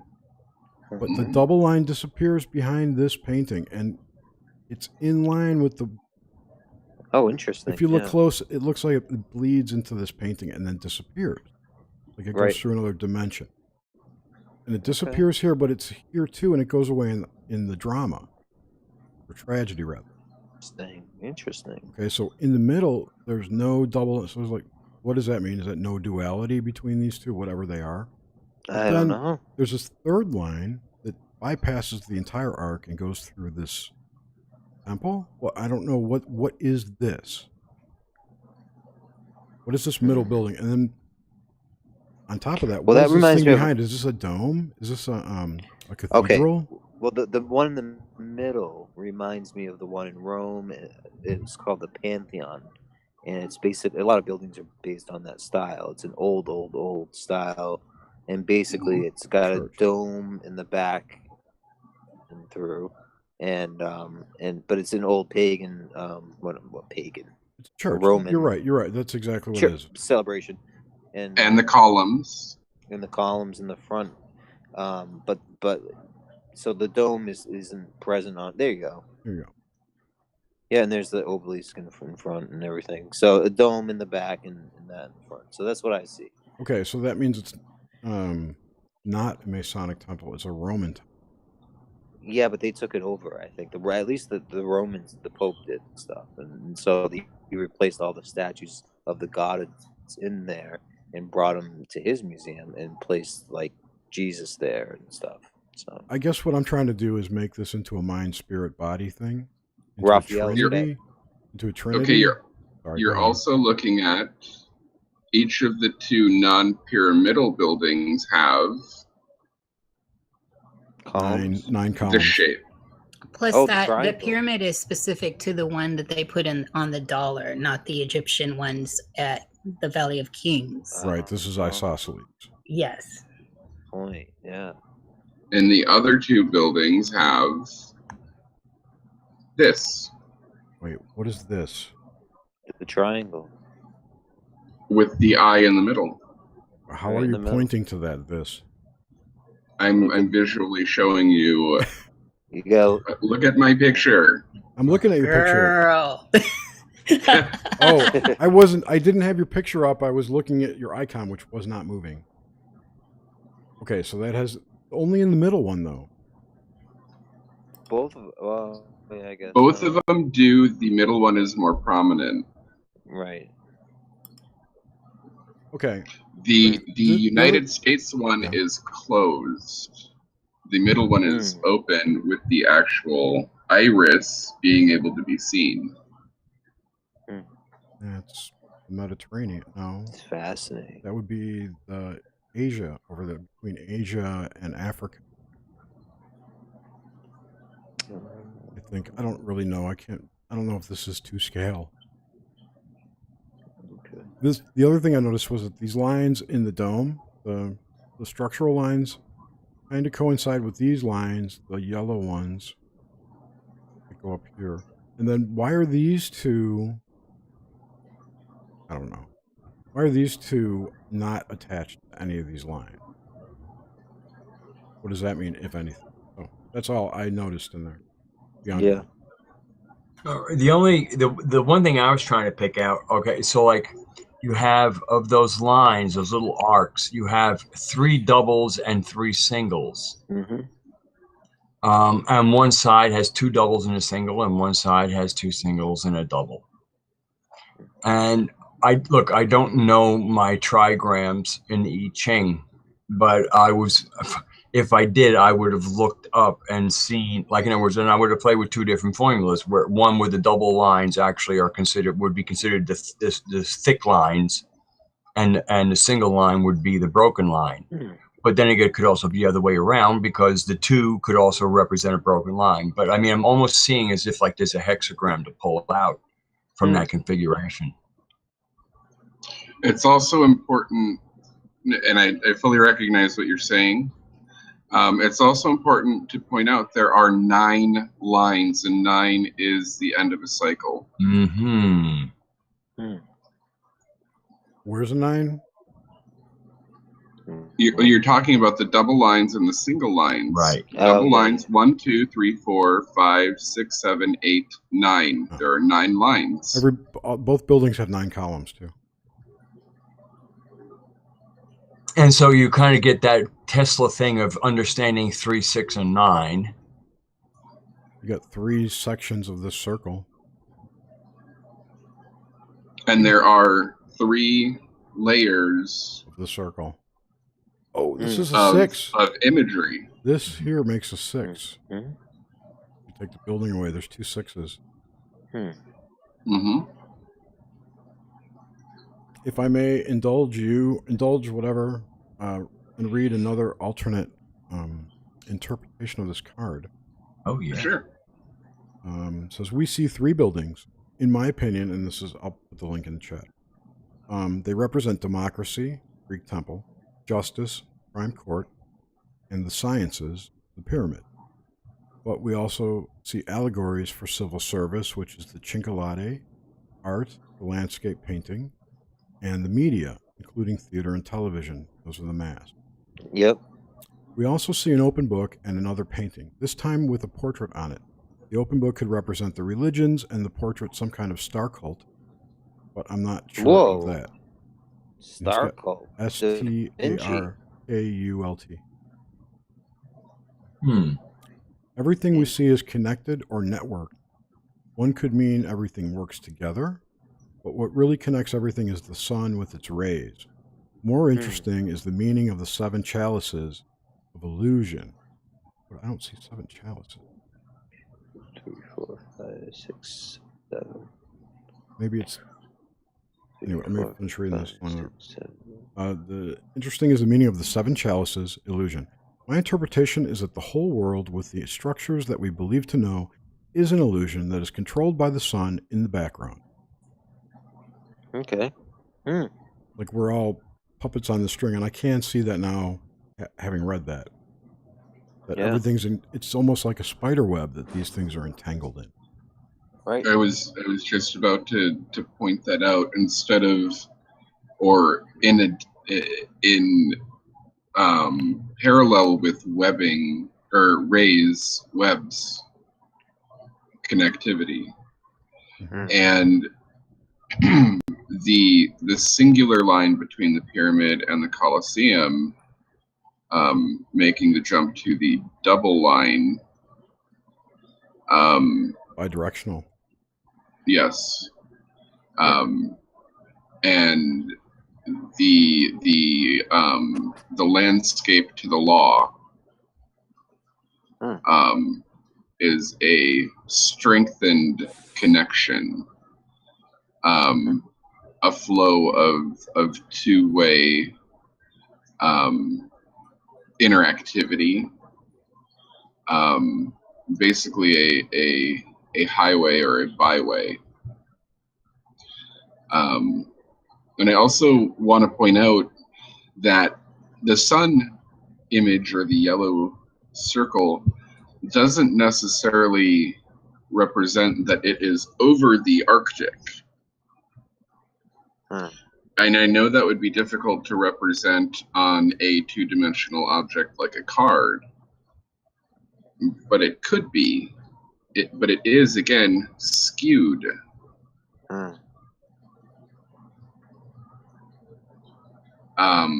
A relatively decent artist would be able to show that in a way that it would be right above it. You know, that landscape painting looks like the TV, almost like a television. Entertainment. Maybe that's why the dual gold ropes go into it. It's a smart TV. You have with the comedies and dramas on the left hand or right hand side, and then past the Dutchie upon the right hand side. and I want to just, if we want to keep on the world, that's fine. I just want to link it over to the Hermit real quick and recognize that it, if that's a sun or a moon, because that adds another dimension, the Hermit is in a different phase. Jerry, can we move over a little bit? I cannot, but I can make it bigger. That is the edge. The thing that caught me the most with the Hermit card was that what looks like a lightning bolt almost going through a similar part of Canada that Trump is sitting on. Oh, wow. Yes. And that lightning bolt again links back to the first card, the Tower. Right. Right. And it's not only in the world. Yeah, it's not only found in the globe, it's found in the pathway of the valley. I like how they've done this Hermit because they've used the mage as a Pied Piper of sorts, because the Hermit, of course, as we know, is all about going down into the underworld. And so we see that the people are down, which is part of the point, going in and away. But he is the beacon. He's holding the inner light, and it's very Pied Piper, taking the people down. So, I look at this and see Obi-Wan Kenobi and Sand People. I can see where you're pulling that up. And it's also reminiscent. I thought about Paul Revere. Now, guys, would that be at the eclipse up there? No, that's No. just that's the dark of the moon. Okay. And then I like that those mountains are basically pyramids. Yeah. Yes. The one thing you made me think of, Raksha, when you were saying, is it the sun or is it the moon? What if, and you said, someone said the hermit's out of phase, which made me think he's outside of time, in which case he might observe a day in this way, seeing the sun and the moon together. I wanted to point something out about the hermit, though. Go for it. Just like Nin was talking about a moment ago, his light is out. Normally, the light, it's a very delicate light that you have to shield from the harsh elements and ignorance of the mob. Right. But in this case, he's actually being for them, like she said. Or he could be trying to show them the way. Who knows? But or could he be he's shining, not hiding it? Could he be That's the shining mystery light of this. on these people too? Like, look Well, over It's quite here. possible. Look over here. This is what's going on. They're dark. I This can't. the could light- be his reason why he's turned away in the traditional hermit, which is having turned away from the outer world completely. Right. And, I mean, the whole, have you heard the call from the land below? It sounds both strange and familiar. It's totally about the hermit. But he's only half And turned away. even the light of the moon would not be casting much light onto the land near the valley, let alone the valley. And I also want to point out that these signs that everyone is holding, everything is X'd out except stop and no. Right. And are you guys seeing this, that I just picked this up? There's a Moses feel here. Like this looks like water, like the parting of waters. the two seas. Yeah, Parting. By the- absolutely. By the hermit Who's Can you guys- acting as Moses. with the And staff. they're going to Can you drown guys in the help? waves. Wait, I just thought of one thing I forgot to mention. Back on the tower card, the sun, the shadow the sun is casting on the tower. Does it mean Yes. it's beneficial Upside. for one side, but you can't tell which one it is? You can't tell the sun setting on the Romans or the Russians. The traditional card was called the Tower of God, or the Hand of God, by the way. Guy, if you look at the tower card upside down, it looks like a person, kind of. Like, With crazy hair you see what I'm saying? and a yellow tie, a yellow power tie. Yeah, I do see it. His arms are in like the ground and his legs are in the sky. Yep. You see what I mean? Yep. Okay. All right, All right, we can go back to that. I didn't want to blow this up. Let me say this before we get. So, can anybody help to identify the constellation? Thank you. I was wondering what that was myself. I was trying to get it. Let's see what our It's not friend Virgo. on Steam it has to say. Pleiades? 1, 2, 3, 4, 5. 1, 2, 3, 4, 5, 6. There's a Maybe few Pleiades. constellations with 6 stars, and they are Cepheus, Cassiopeia, Ursa Major, Ursa Minor, Draco, maybe. So this says Draco would be interesting. the fourth depicted card is called the Hermit, which we know the value of 9 and represents the Virgin. In fact, we see 2 cards. We see the Hermit, but we also see the 8 of Cups. The Hermit is much smaller than the original map, but is clearly recognizable, even if it does not look down to the protesters, in parentheses, as in the original card. But he looks into the distance as if he did not want to lose sight of his goal. Protesters marching down the valley or riverbed are holding a total of 8 shields, and the solar eclipse clearly points to the 8 of Cups card. Oh, it is an eclipse. This card is another and equally clear reference to the illusions we take in place, e.g. the participation in protests. No matter what the people in the valley are doing, the hermit will not lose sight of his goal, and thus nothing will change in his mind. Everybody is marching toward an already damaged and cracked world. Wow. Is this from the creator of these particular mocks on the tarot? It was an article I read on Steam It. Okay, so it's somebody also panning this out like we are. Like, unless it's from the creator, then it's fair game. Right. Yeah, no, I don't think the creator would post this. Well, you never know. Who knows? Well, I don't see how. I mean, there are stars out, So unless the eclipse that's being spoken about is a lunar eclipse, perhaps. But I mean, didn't it say solar eclipse? And that wouldn't make sense. That wouldn't make sense to me with stars out. That symbol to me is the dark of the moon, like Black Moon Lilith in astrology. That is not in a solar eclipse, as I understand it through all my studies. And it is a waning moon, clearly. Right. He calls it a solar eclipse from this, but he's referencing the 8 of Cups card. So what's on the I don't know why he's getting the 8 of Cups either. I mean, I understand. I can deconstruct the regular tarot for you all day long and pontificate for months. Sure. And so I'm just not seeing where he's getting the 8 of Cups. Rider-Smith. It's from the Rider-Smith. No, I understand that reference, Jerry. This is a I understand the reference. I know my tarot. The 8 of Cards is all about walking away. Your cups are lined up and safe. You can come back. There's a path leading out. It's time to go. That's one of the things with 8s. But I'm talking about this particular constructed set of symbols that they're giving us. And I see where one could maybe make that alignment. But I don't know. Sure. Again, we're all that guy on Steam it is Zero Conspiracy. You link me to him. Okay. Well, I would like to, if just briefly, jump down to death. Take it there, girl. That is not allowed right now. If we're going to discuss death, I should probably put on my camera. That's what I'd look like. You look fine to me. All right. So, how many stars were there? What's up? I think 7. Rhetorical. 1, 2, 3, 4, 5, 6. Yeah. Not counting them. Or 7. No, because we would have come to Pleiades if we had seen 7. Yeah. And we weren't allowed to do that because there was only 6. Ursula Major or something.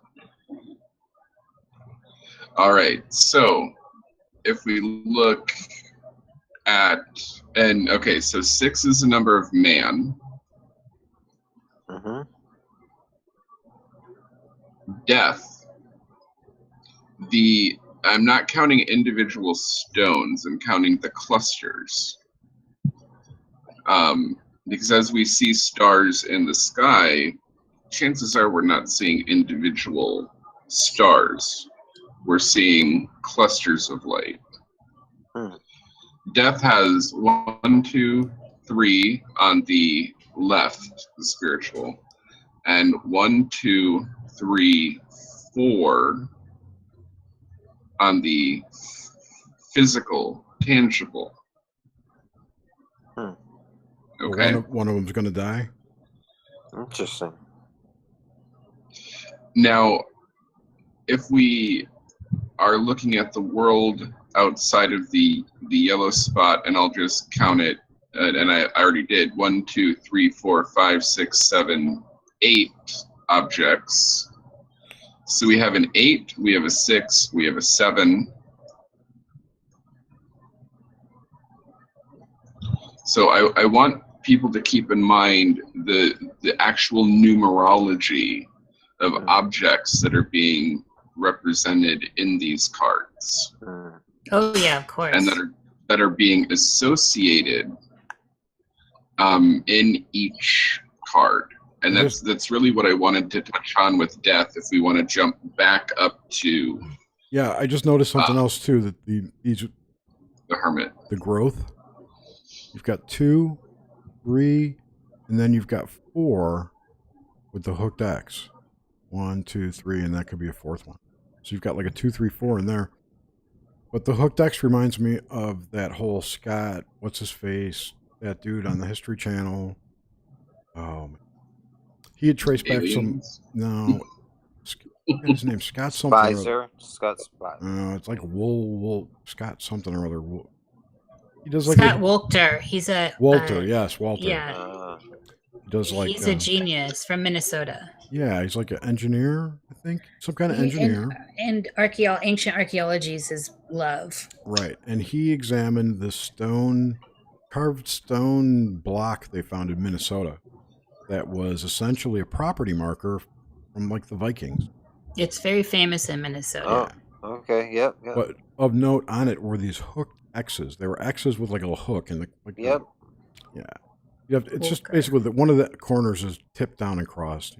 It's like a signature within the language to let people know who wrote it. Mm-hmm. I would also, sorry, real quick. I would also like to point out that we do not know what is behind the hermit in that landscape. There might be a couple hidden stars. Right. That was something I wondered too, and it's for us to reach towards. I mean, clearly they're presenting puzzles to us. They're not giving it to us. They're giving us a lot. No. But they're also... Yes. I don't think anyone sat down and designed these cards. These are not cards. Somebody designed these cards. Somebody put these images together. I know. An artist did. I don't think it was a group of people who, like the Trilateral Commission, didn't go, this is how we're going to tell them what we're doing this year. Oh, yeah. I don't know I really don't know anything beyond that. I'm just saying that they've taken and politicized the classical tarot, which were also political anyway. Right. And in doing so, they've somehow embedded esoteric meaning in there. And which we're trying to divine. As we traverse into death, keep in mind the imagery of the world, because that's going to come into play. Is the holiest of holes? Well, yes, and no, but yes. The pursed hole. There's a mocking tone in these things. Totally. Oh, yes. Big time. Totally. That's a good point. Yeah.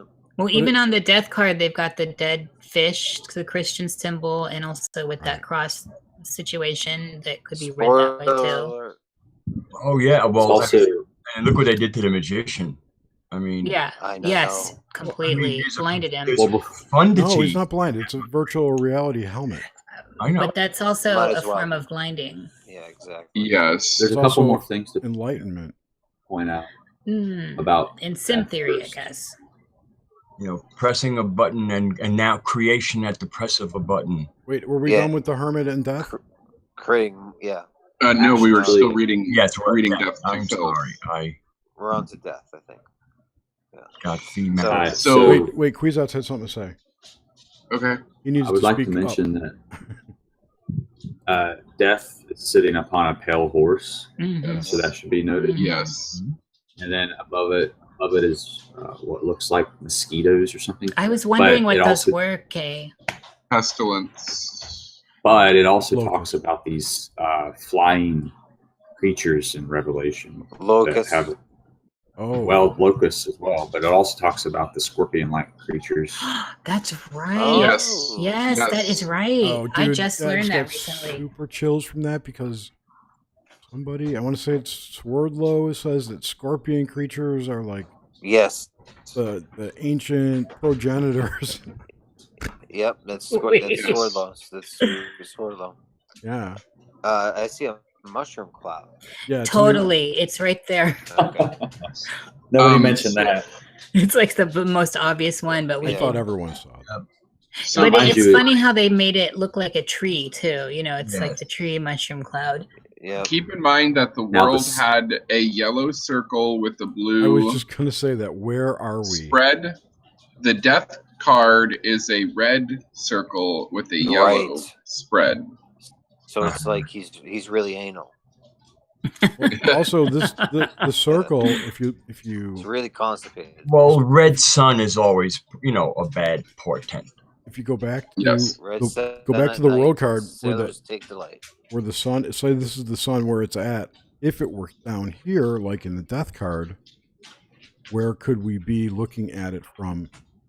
Exactly. This point is always here in the sky, which means the world has to change. Being able to see it from this perspective. It doesn't mean that the sun is setting. It means that you're on the side of the earth from the world. You're like over here looking up at it. Whereas here you're on top looking up. It's just perspective. Anyway, sorry. I would also like to made the same link between the previous card, the Hermit, with the Marchers in the Valley, with the Death card, and the Dried Up Valley. Yep. Yeah, there's definitely a similarity there. That's right. And if those Marchers had passed through this valley. Right, and look at the figures around the mushroom cloud. It looks like almost like figures, right? Like they're smaller clouds. Okay. It's like the ground dust whirling around the bottom blast. But they seem to make figures. I don't know if yes. Me. Okay. In certain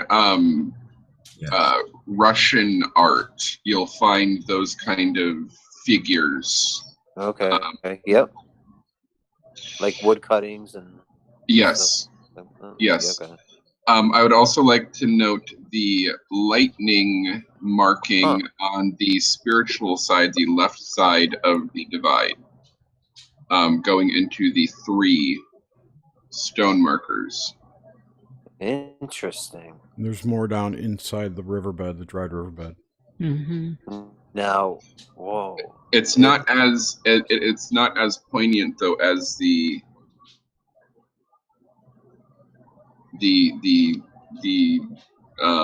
jit. Yeah, those are cracks. But the actual lightning symbolism is specifically standout-ish. Yeah. In the spiritual side.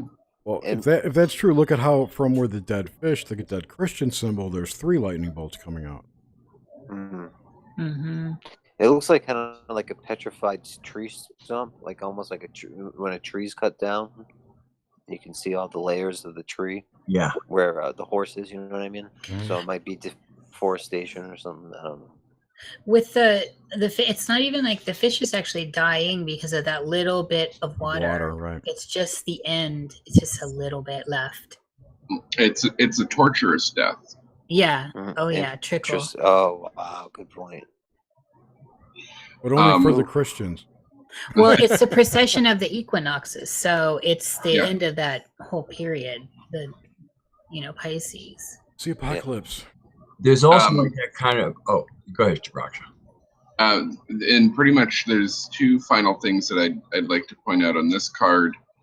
Is the 3 sparse pieces of grass, dying grass. Yes. Where in the physical tangible, which mirror the 3 stones on the spiritual side. Oh, okay. And the other point that I wanted to point out is that leading up to the lunar eclipse, the starfall, the solar eclipse, the traversal solar eclipse, obviously the water breaking, and then the Virgin giving birth, which we're experiencing in these 2 months. The blood moons that have been occurring on the Jewish holy days. Right. They did last year.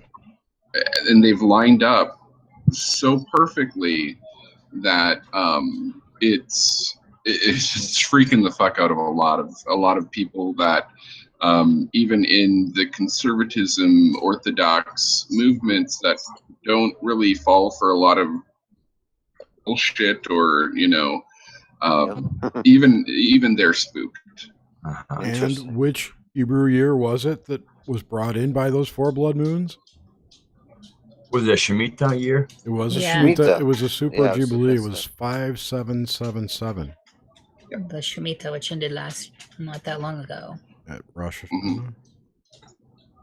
Rosh Hashanah. So actually, no, I have it written down. I'll read it. Are we out of the Shemitah? I thought we were out of the Shemitah. We are now. Well, yeah. Yeah. Rosh Hashanah leads into the Shabbat Shuvah that leads into the Virgin birthing Jupiter, which is the 23rd, which is some other Hebrew holiday. Yeah, and it's literally day into day into day. There's not a space in between. Right. So let me ask you this, Raksha. How is it that the fucked up, fraudulent Gregorian calendar lines up exactly with the celestial shit that lines up to the Hebrew calendar? How is that possible?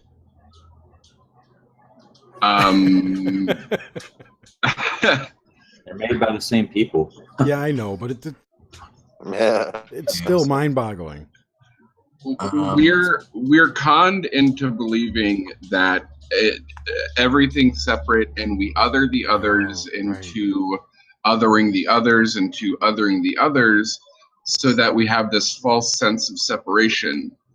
But when we boil it down, everything is connected. Yeah.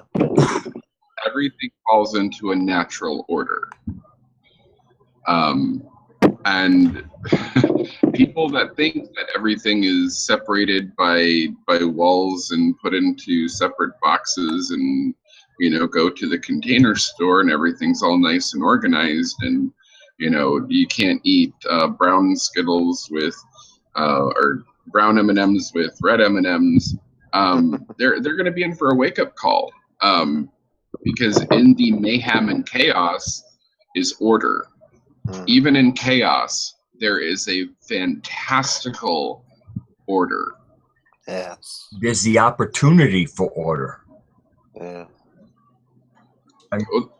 You can't have chaos without order. Yeah. Chaos in itself has its own structure. Mm-hmm. And then a higher order can come out of that, I guess. So, but yeah, chaos is its own order too at the same time. Ordo ab chaos. Yeah, that's right. So, Nish, did you have something? I know I stepped on you. I'm sorry. I know you were. No, you didn't step on me. I was just listening, actually. I think I popped over to the chat begrudgingly because I always drop out when I do, but I like to see what people are saying. And I think it was Mari mentioned that the grass also looked like cuniform words. Which I think is excellent. You said earlier with that, Jerry, yeah. Just with the one, though, with the hook back. With the chorus, yeah. But then if you consider that maybe they all three do. Right. I don't know. Omar also said that maybe we're reading too much into it. Well also something to keep in mind. It's not invalid. But they threw this out for us to scry into. Yeah, but I don't think anyone was like, when it went out, I don't think there were people going. Well, we're the first.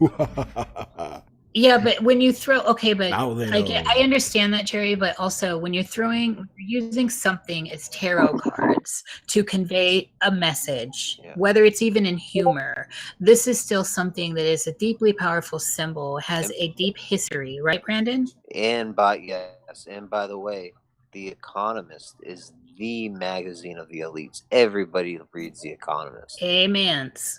I think we need another voice on it. Okay. Who are we bringing in? You sound like you have a plan, Jerry. Robert Powell. Let's bring in Failed. Let's bring in Failed. What do you got to say, Failed? Nothing. I'm just listening. I just got back. So. Where did Grim go? He dropped. It's like Robert would be a great contribution to this. I know. Your ass in here. We need you. What's that? So, but I mean, I do think so. I mean, we can say that it's not meant to be read that way, but is that part of the misdirection? I mean, come on, look at these cards, honestly. Yeah, they're so trying. We're just supposed to laugh at them and ha ha ha. Oh, look at it, They're mocking us, Totally, Brandon. I don't see that at all. I don't actually understand. I'll take that back. I don't see how the death card relates to any of the other cards other than its placement. The yellow, the colors. They're all yellow. The colors are all the same. Aside from the sun. Maybe. The valley. I think that there's enough cohesion between the Rider-Waite and these that it's, I don't know. To me, this just seems really laid out for us, and I'm not saying that there's a cabal behind it, but because I don't know what's behind it. I'm just taking these cards as they are coming at me right now and saying whoever made these knows the Rider-Waite deck clearly, and they're also in some sort of well placement with world events to construct these images and this set of symbols and lay out a language for people that understand this kind of thing, both the esoteric and the political. Right. Absolutely. That's all I need. I don't need to. Well it's said. like, again, it's that whole thing with who the fuck cares how we got Hillary's letters? It's what the content. Who cares about the Mercury? Right. That's one theme. But I was just saying, though, specifically to this death card, every other card has something that's, I suppose the nuclear explosion would be the thing that I'm talking about. That's the one thing that relates to everything else. Okay, I see. You're looking for a cohesive thread that's tying all these together. Yeah, because otherwise it's just a death card. And then the only significance of it would be its placement. That's what I'm saying. And so you're saying in the Rider-Waite deck, to stay in context with this theme here, that you see from when you see the Fool's Journey clearly, and you're not seeing it here. Right. Path the Sun. I gotcha. Okay. Well, it's not 22 cards of major arcana. It's a few of them. You know what I mean? So it's not the whole. No, that's what I'm saying. There's nothing in here that relates to current events, other than the nuclear blast. What? You're looking at a guy with the VR goggles on. No, I'm looking at the death card. The death card. Well, the current events are, so the end of this Piscean, precession of the equinoxes, of course, nuclear threat. I don't know what these flying things are, but I do like what Kay brought into the thing. Death on a pale horse with, look at the world right now. There is so much crazy stuff going on just right now. Dried land. He's in the wings. That's what we see here. He's in the wings waiting. So I don't know. That seems pretty current to me. Okay. It's like famine. I'm just saying the other ones you could pull right away because, okay, it's communism versus Catholicism or whatever, and it's Trump, and it's government, and it's, protesting. And this Atomic. This means nuclear war. It's World War III. Well, I think that nuclear cloud looking so much like a tree is a big mockery of nature and what we hold dear. Mm-hmm. Like, the tree as, an oxygen creator, almost like, a real source of life for our air. And so they take the symbol of life and mock it as a mushroom cloud. But could it also mean that inverse? It's totally inverse, Rad. In the burning, you get something comes out of the ashes, a tree? A phoenix. Well, that's I don't know. I see mockery. I don't see that kind of. It's coming from the same depth that you're coming from and mining from the same place. And the red sun. Really. They're pulling the arsenic out of the stuff. The nuclear winter is all about a red sun. Well, if you remember the film, the footage I shot of the sun the other night through the chem debris, it was all red like that. That's cool. So I'd also like to maybe pull it into a very practical footing, if I may. Think about Fukushima and what that did to the sea life. Is doing continually. Well, we don't know that. Very good. We don't know very that. good. We don't know that. There's lots of compelling evidence that's Where? coming out. Where? California. Oh my goodness, Jerry! Out here on the West Coast, these people are on top of it. There's so much. There's some crazy. Redondo Beach. Okay, I haven't seen any elevated radiation levels reported in seafood, or the Thai shrimp business has not cooled down from it. The local activists here are on this. It doesn't get any airtime. Yeah, no, it's the fish is really hot mercury. Yeah, it's a big deal out on the West Coast, and you can trust me right here and now. Mercury, but not radiation. That local people, not just there's radiated fish. There's crazy stuff that was not happening before. Any three-eyed frogs yet? The current of the cave frogs, the current of the Japanese water. I forget the name of the current, but it's so fast that whatever comes from Japan will be in California within 3 days at minimum. And we know we're connected. There's all the currents. Right, the whole Pacific Rim just kind of undulates toward us. All the water. Yeah, well, You can world. sail from Japan to California in a fiberglass boat. You know what I mean? Like a small Sorry. little. Girl, not me. Moose, Little I'm girl. sorry. Do it, I'm you know. sorry you were going. I jumped in. I have a comment from Robert I want to throw in here. He said I could say this on his behalf. He said that he's busy. He can't join, unfortunately. And he said his only comment about the deck is it's politically driven drivel. It sounds like him. That's Yeah. it. Okay. And I could say that on his behalf, which I did. Thank you, Yeah. Robert. Thanks, Robert. Robert would be perfect for this conversation. Too bad he's busy. Maybe I talked not, to him because earlier and he said that. Reading if he's going to poo-poo it as political drivel, when it very well could be just. Listen, I hated politics too, but this is esoteric politics. This is esoteric. Politics. This is actually fascinating. Well, I think this has given us a glimpse into what drives that machine. Absolutely, Jerry. Damn right. Nietzsche, yeah. Like, I just woke up to it. We also look at the other cards. There are a few cards that have a fluidity to them. And there are other cards that are very structured and rigid. The death card, wave-like or fluidity to it. Yes. So again, to keep it in a more grounded, practical term, with we can take it to the Bible. In the end times, a third of the oceans, a third of the birds in the sky, a third of the beasts will be wiped out. And that goes on parallel with, behold, a rider on a pale horse. That goes along with the scorpion-like winged beasts. That goes along with pestilence and plague and famine. Right. But the rider, the four horsemen. So specifically with death, this is, to me, it is very telling of what at least the artist is trying to show us. Hey, pay attention. Something is upon us. We are here.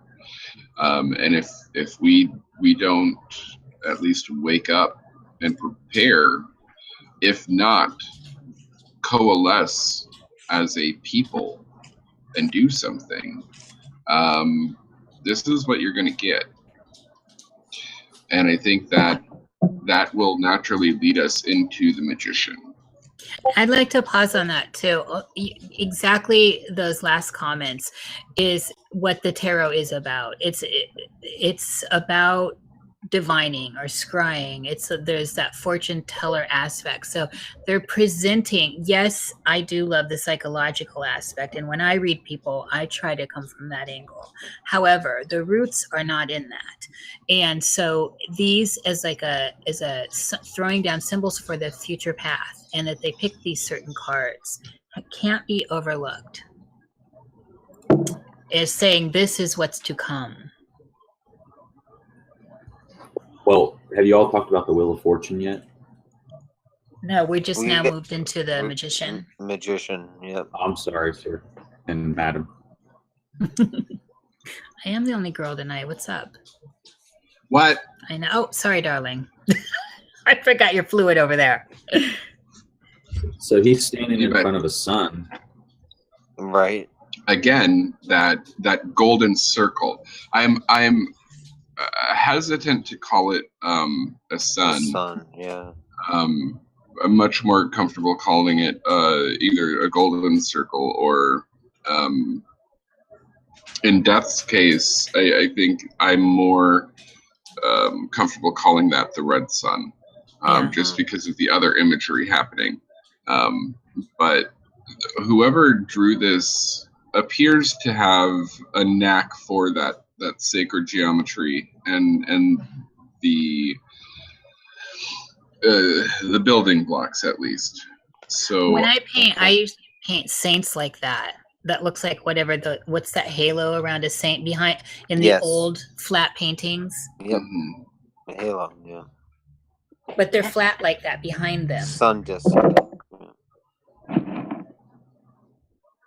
And for me, the thing that's going to pop out the most is that. Oh yes. Because I have a natural affinity for that. Life, death, rebirth. This has happened before. This will happen again. And again, it's are we going to learn the lesson this time, or are we doomed to keep repeating it over and over again, into infinity and beyond? Now, with the magician card, okay, first impressions for me, it looks like he's like either giving a Nazi salute, kind of, or just like cheers, like raising his glass or something like that with the VR. Like this is a modern man, maybe in some respects on one level, and then it looks like the housing market is being pushed by blindly in a virtual reality matrix type game, you know. I feel you. Well, he's using the right symbol for the magician. The right hand points up and the left hand points down. Right. And so it's always got that above, below, and that whole idea of working with what's the elements at hand, which is interesting because this is taking it now virtual. Right. 3D, possibly D-Wave. And his wand is almost light bulb like. Exactly. Yeah. Something that I feel is almost inescapable at this point is the talk of, well, we can just 3D print anything. We can 3D print organs now. Yeah, that's you know, you need an eyeball, we can 3D print that. That's you need a new liver, we can 3D print that. Yeah. Why are people suffering from homelessness? We can just 3D print houses now. Yeah. Great point. And he's doing that with, again, the spiritual side, which is a little irksome for me. That I get a very sideways wonky feeling about that. But with his physical side, the rod of leadership. Yeah. And he almost has that Roman emperor. Caesar look. Totally. Caesar, yeah. Very much. And if we look at the way our democracy in the Western world, and I'm pretty sure that The Economist is not geared towards like China or Russia. At least this branding or edition. Definitely. Yeah. If we look at democracy, and we parallel that with like a Caesar type archetype, that didn't end so well. It had good intentions. There was a need for it, a reason for it. But it lasted a little bit longer than it should have to disastrous ends. He stands in two worlds. That's one thing. Yes. Yeah. I mean, I'd love this one. This one really got to me. And part of it is because, again, I know how these people think and what kind of messages might be put into cards like this.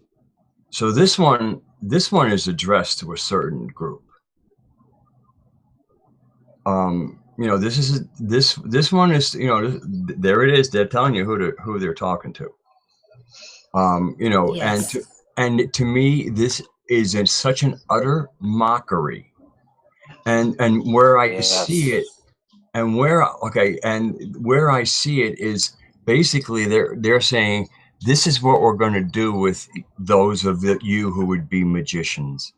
We're going to put you. Wow. We're going to put you in a virtual world where you'll be your own king, your own Caesar, and you will no longer need nature for creation. Simply reach out and 3D print it.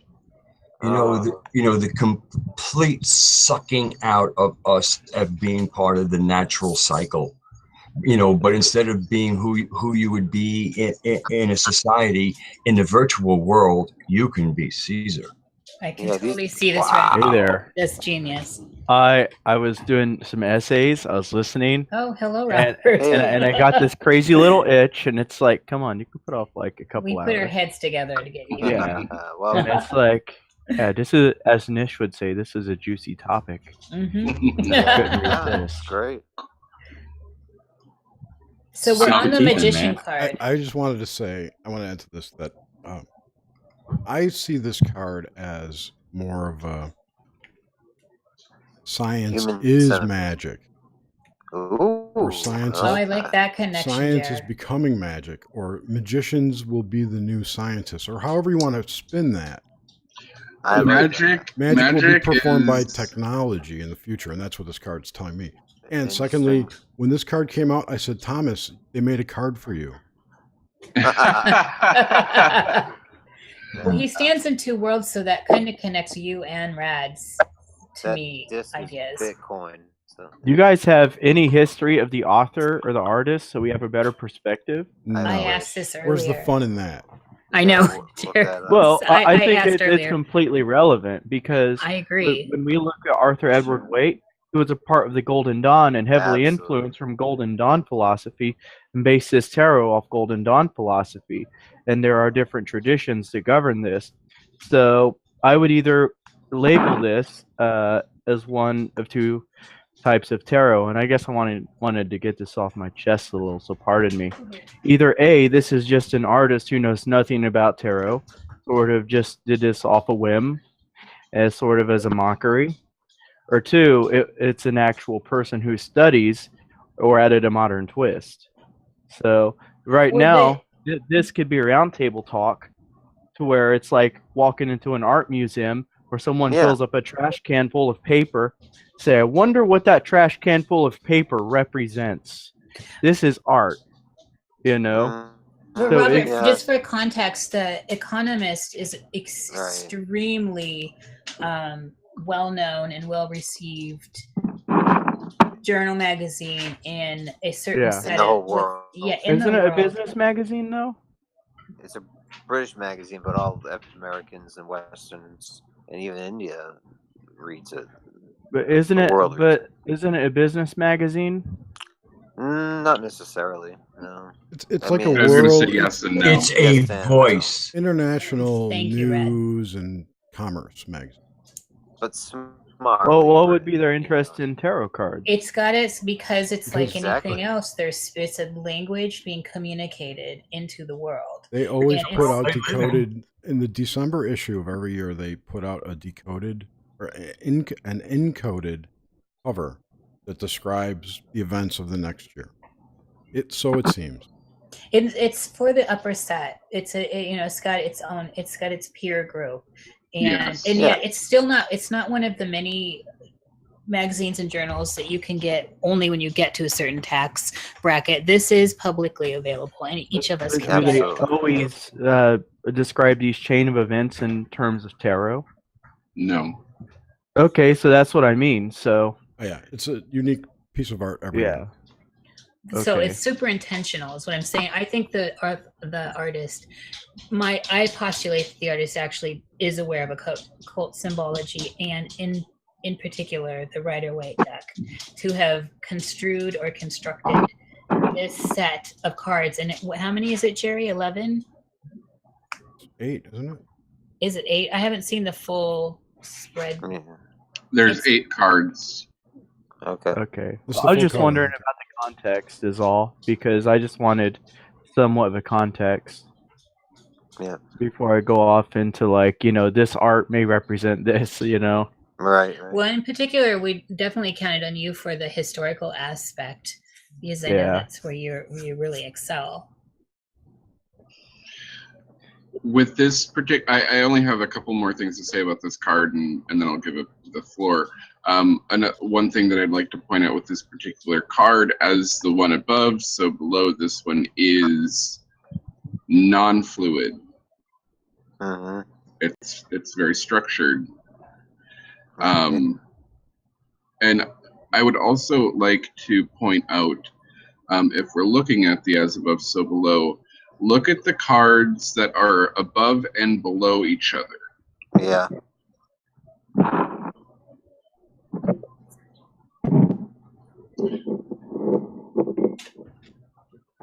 This is a 9-card reading. That's good. Yep. And tower could be a tree. Yep.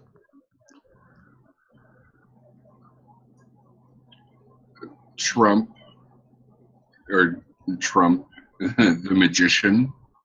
Yeah. If you look top to bottom, you got the 2 trees, right? Then you've got 2 people, up and down, judgment and magician. And here you have merry-go-round, and this could be things flying in circles because of the tracks they're on. So they could be floating in a circle. So there's circular motion, and then you've got all these people being led down this path to their death, where they become stars. Well, the wheel definitely is always telling us that what goes up goes down, right? And that whole enantiodramia thing, that especially political, swings to the left, swings to the right. Those on top today will find their way to the bottom. And so who are these particular people that they're characters the Netherlands, of? France. These remind me more of these remind me more of political cartoons more than tarot cards. No, there's definitely that aspect to it. Yeah, it looks like a major aspect, really. I mean, They maybe are I'm political just cartoons, but in the form of tarot. And that's what I mean. Maybe I'm just like caught so much in, 19th century or a form of tarot. Like it's kind of like when I see these decks, like cat tarot and all these hundreds of decks that don't make sense to me. I just don't know how to make them out. Well, that's where you find the connection between what's the traditional card mean, and they're coming clearly from the Rider-Waite, and then so we look at that card, and then we transpose. Well, they're using the style of art, right? And then we transpose on top of it what they're saying with the political modern stuff. So I think we could call this the "fuck you" tarot. Radagast, yes. And Robert, I'm not sure if you heard my explanation. I work with tarot often, and I take it as a form of storytelling. I do too. And so for me, it really doesn't matter which deck you're using or what it's called. But for me, it's a tool that enables me to be able to connect with spirit, to be used as a hollow bone in order to connect with someone, to spread the cards out, and to be able to tell them a story that can be relatable to them in a way that even if I know them, I have deep personal knowledge, that they will be able, hopefully, to hear what the message is outside of my personal connection with them. Because there is a continuity or a flow within what the story of the cards are saying. Oh yeah, that's why I don't use tarot spreads really. I just sort of let the cards flow. Like a lot of people use the Celtic Cross. I just put them down and just Same here. see how they correlate with each other. Same here. I wanted you to give. I wanted to give you a little bit of my background with tarot, just so you have an idea of where I'm coming from, because we haven't really been introduced yet. So, I was in your chat a while back on your own show. Okay, I remember you. Yeah, with echo chambers. Yeah, all that nice fancy terminology. But yeah, it's I've been a tarot reader for a really long time, and I guess I was heavily trained in the Golden Dawn systems where it just became like second nature to me. And so when I, especially Thelemic Tarot, when I go and I drop these cards, and all of that. So when I look at something like this, I can see where they can get the art style with political cartoon. Yeah. But maybe it's just my personal bias, but there's just some things I don't consider tarot. I consider it more than just looking at a fancy picture. There has to be some sort of a system involved or methodology to come up with the picture. You know, not just esoterically or even driven by rebellion, but just like some sort of a structure, if that makes sense. It does, and I think a lot of what this year specifically is teaching many of us is tearing down the structures and the constructs and the old guard, flipping it on its head. It looks more like modern medieval art. It looks atrocious. Like in the messages. Like this looks like Vlad the Impaler sort of art, sort of stuff, but in modern times. At least message-wise. Yeah, I think the message is dark for sure. Yeah. That they're giving for 2017. This is all pretty grim, and of course, it has been a pretty grim year, politically, and of course, environmentally and all that. So it seems right in line. Can we move on to Wheel of Fortune, or? Can I give you my outside perspective, because I have no idea anything about tarot cards, but what I see is some artist's rendition of the tarot card. Isn't it when you do a reading, you're not looking at the picture specifically, you're looking at just the wording, like you got the Tower, the Judgment, the Death card. Because if you were looking at the pictures, then wouldn't a picture of some other artist's rendition skew your views on what you're actually reading? Good question. There's people read them in different ways. Like I said, some of them just look at the picture and go intuitively. Others are more, you could say, left-brained when they read them. Okay. So they read them or some people mix them together. Some people, they don't even read the cards. I know people who just look at the cards and then they'll just take a glimpse and just feel an energy and vaguely describe the energy and get deeper. So there's many different ways. But when you're looking at these cards specifically, it just looks like an artist was having a ruse and on what you believe, right? And just, I don't know, like almost like poking fun at tarot and saying like, oh, this has been a really shitty year, so we're gonna make some. I don't think it's been as dismal as people make it out to be in many ways. But I mean, they're true. This was a predictive. Yeah, this was before. Yeah. And in context, this is like I'm trying to say, this isn't like the Inquirer. And so in context of this publication, it's, I think that it garners, I think that it garners a little more focus and sure, there's satire, definitely. Yep. I could see that. I think more importantly, a lot of people look to this as predictory or as something that has a message in it. So the fact that they expect it to might make it have a message. They're expecting it to be a message? If they believe there's a message there may be one. They may have put it there. Or whatever they believe it to be may come true because they believed it was in there. Yeah. Which is like predictive programming. True. It's a circle jerk. I mean, it's like fucking an egg too. What? It's a lot of weird. Yeah. By the way, I've been looking this whole time for the artist.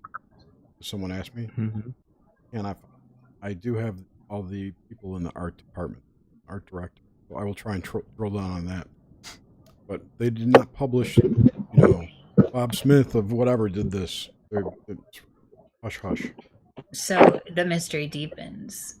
And not only just the artist, maybe the artist just threw this stuff together, an illustrator or something, and but who really was the designer of these set out and said, or think tank of, we're going to use this set of cards, and then we're going to follow this recipe, and then we're going to inject our ideas of the political forecast for the year. Like Steve Jackson games with the Illuminati. Yeah, right. Yeah, I would Brandon, look to totally. these individuals, Mike Kenny, Bailey, and Kenny. Mike Kenny of Bailey and Kenny, the art directors in Anita Wright. So these two people. I am so glad that we're given the context before we go too deep into the speculation. That makes it so much easier. Everyone had the context before. Mm-hmm. Yeah. You up now, Robert. Yeah. Dang. So, do we know anything about those people? Where they got their degrees, what they're into, or any of that? I haven't gotten to it yet. You have to pardon me. That's sort of what it's kind of like before I go buy a book, even before I check the contents or the chapters, I always check the bibliography and references and resources. And I could tell by the bibliography whether it's a book I'm going to like or not. Yeah, well, that's good. But I mean, for the sake of this show that is not going to last forever, I think we should just move on to the next card. Yeah, because we pretty much throw academia out the window here. We'd be doing a whole background check. I understand. And again, I would also like to go back to what I was originally saying is what a lot of us have come to understand, especially in this year, is a lot of the old rules are being just thrown out the window. People that are so bound up by rules and regulations, and it has to be so structured and put in boxes, and everything from you go to the container store and everything's all neat and tidy. That's not how it's working this year. Things are getting thrown up in the air, and that was actually 2016. Everything getting thrown up in the air and shuffled about, and finding a new balance leading into this year, the year of judgment. And so while I appreciate your dedication to the art and the craft of it, I would offer an advice of being a little bit more flexible. And that's all.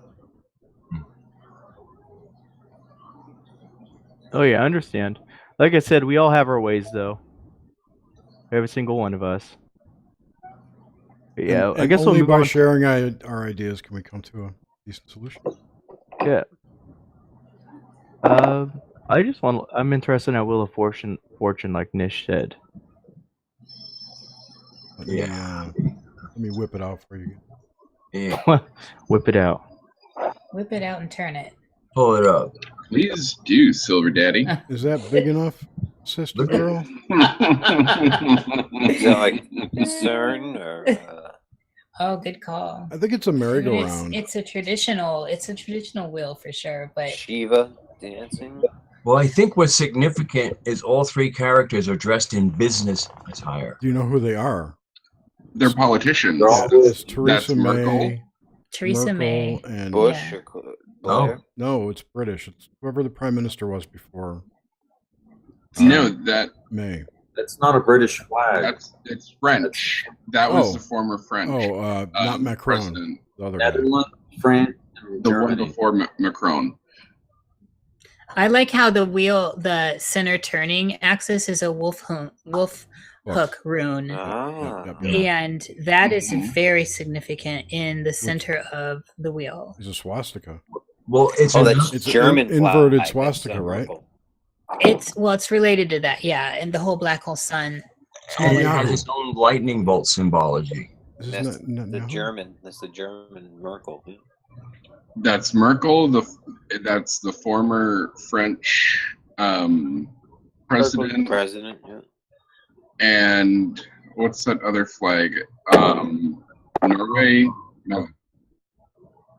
Whoever just had the recent election, he lost miserably. In France, yeah. Lost to Macron and his mother. I mean, his wife. Uh-oh. Edit Jerry. If we can also acknowledge that there is the lightning bolt again. Yeah, it's striking Merkel in a nice place too. Germany's going through their national election right now. And Merkel she's upside down. She's up. No, she's up about 15 points. Well, and in the picture, she's upside down. Oh yeah. Well, everyone was expecting her. Now, is that a clock too? Could it represent a clock or an X and an O? I mean, it's the wheel. Yeah. The wheel of fuckery. It looks like a 1, 2, 3. Looks like 6. a recycling of ideas. I mean, the same old ideas going in circles, same old conjecture, like circular logic from those particular ideologies. Circle jerk, giant circle jerk. Again, also fluid. This one is fluid, and the undercurrent is, might I throw out some conjecture, blood. Whoa. Yes, thank you, Moose. That is very significant. That is given it. Please? Okay, the blue, white, and red vertical is France. Yep. This is Germany. Yep. And the blue on top is the Netherlands. Oh, that's right. That's that guy, Geertov or Geert. No, I'm wrong. that guy. No, that's right. Yeah, it's the Netherlands, but the Luxembourg flag looks exactly the same with a lighter tone blue and red. Okay. Weird. Whatever. So maybe that's Queen Beatrix. Look at this. Look at all these flags. They're all red, white, and blue. Yeah. What is with that? That's crazy. But some aren't. America. They're all yellow and black. Yeah. It's like we've got two factions here. Whatever. Yep. Yes, yeah. There's that's a different hive. That's a different hive. Very good. Sorry, I'm sorry. Go ahead. So you asked what's that? You were asking me. I had pointed out that there's two different styles in the cards. One is very structured. One is very fluid. For example, the magician is very structured. This card is very. This is a fluid card, and the undercurrent of the fluidity is blood. Oh, okay, right. I'm definitely picking up blood from that in this card in particular. And I didn't even pick that up until Moose said it. I was looking at the X's and the ballots. Yeah. And that Wheel of Fortune looks closer to the Tower card with the lightning more than the Wheel of Fortune. It does. It's giving us that for sure. The hand of God coming down. The Prime Minister. We've been pointing out that the lightning bolt has been a theme throughout many of the cards. Yes, I'm sure we could find it in every card. I mean, the crank on the wheel is another kind of lightning bolt. Oh yeah. Yes. Yep. I was going to totally. That's Eureka. We also if we're going to leave the sun being a sun in the world, I would take this as a moon, a full moon in the Wheel of Fortune. Are those ballot boxes in the front? With the That's X's? what I'm taking. Yes. That's what I think they are. I don't know. Yes. So the Hermit has a crescent moon. The Wheel of Fortune would have a full moon. But one of the analyses on these cards said that is an eclipse, which I could pull up to too. It just didn't read that way. It reads dark of the moon to me. So that's also to be considered. But this is we've got our full moon here. So the only thing sorry. Go on. The only one that lines up to a flag is Merkel. This is Merkel. And her colors match the ground, and these guys are in black. He's got a red tie that matches the ground, and if you remember, Trump has a black suit, black tie. If that means anything. Okay. But looks just like the guy from the Netherlands. And he's the actually other got two black hair, politicians, that's why. Sorry. the other two politicians were voted out of office. If I have my European politics correct. That's what I just looked up. The Prime Minister of Netherlands is a guy named. Yeah. But he's been in there since 2010. When I saw this card, the guy on the bottom, that reminded me Mark immediately of the Wizard of Oz and the illustrations from the first edition of the book. Oh wow! That's Wow. what he looks like to me. Nice. Yeah. Like the wizard? Yes, he had that same illustrative look. Like the old Frank Baum editions? Is it Frank Baum editions? Yeah. 13 Well, volume. when I look at that Wheel of Fortune, I am seeing some sort of what the ballot box there is showing, at least from what I'm gathering, is it looks like some sort of a divided Europe, if you will. It's like some European nations, especially in policies, have gone further left, while the others have gone further right. Or Brexit. In many policies, such as Brexit. While and so it looks like with that lightning coming down there, like we see in the tower, it's sort of a revolutionary sort of thing.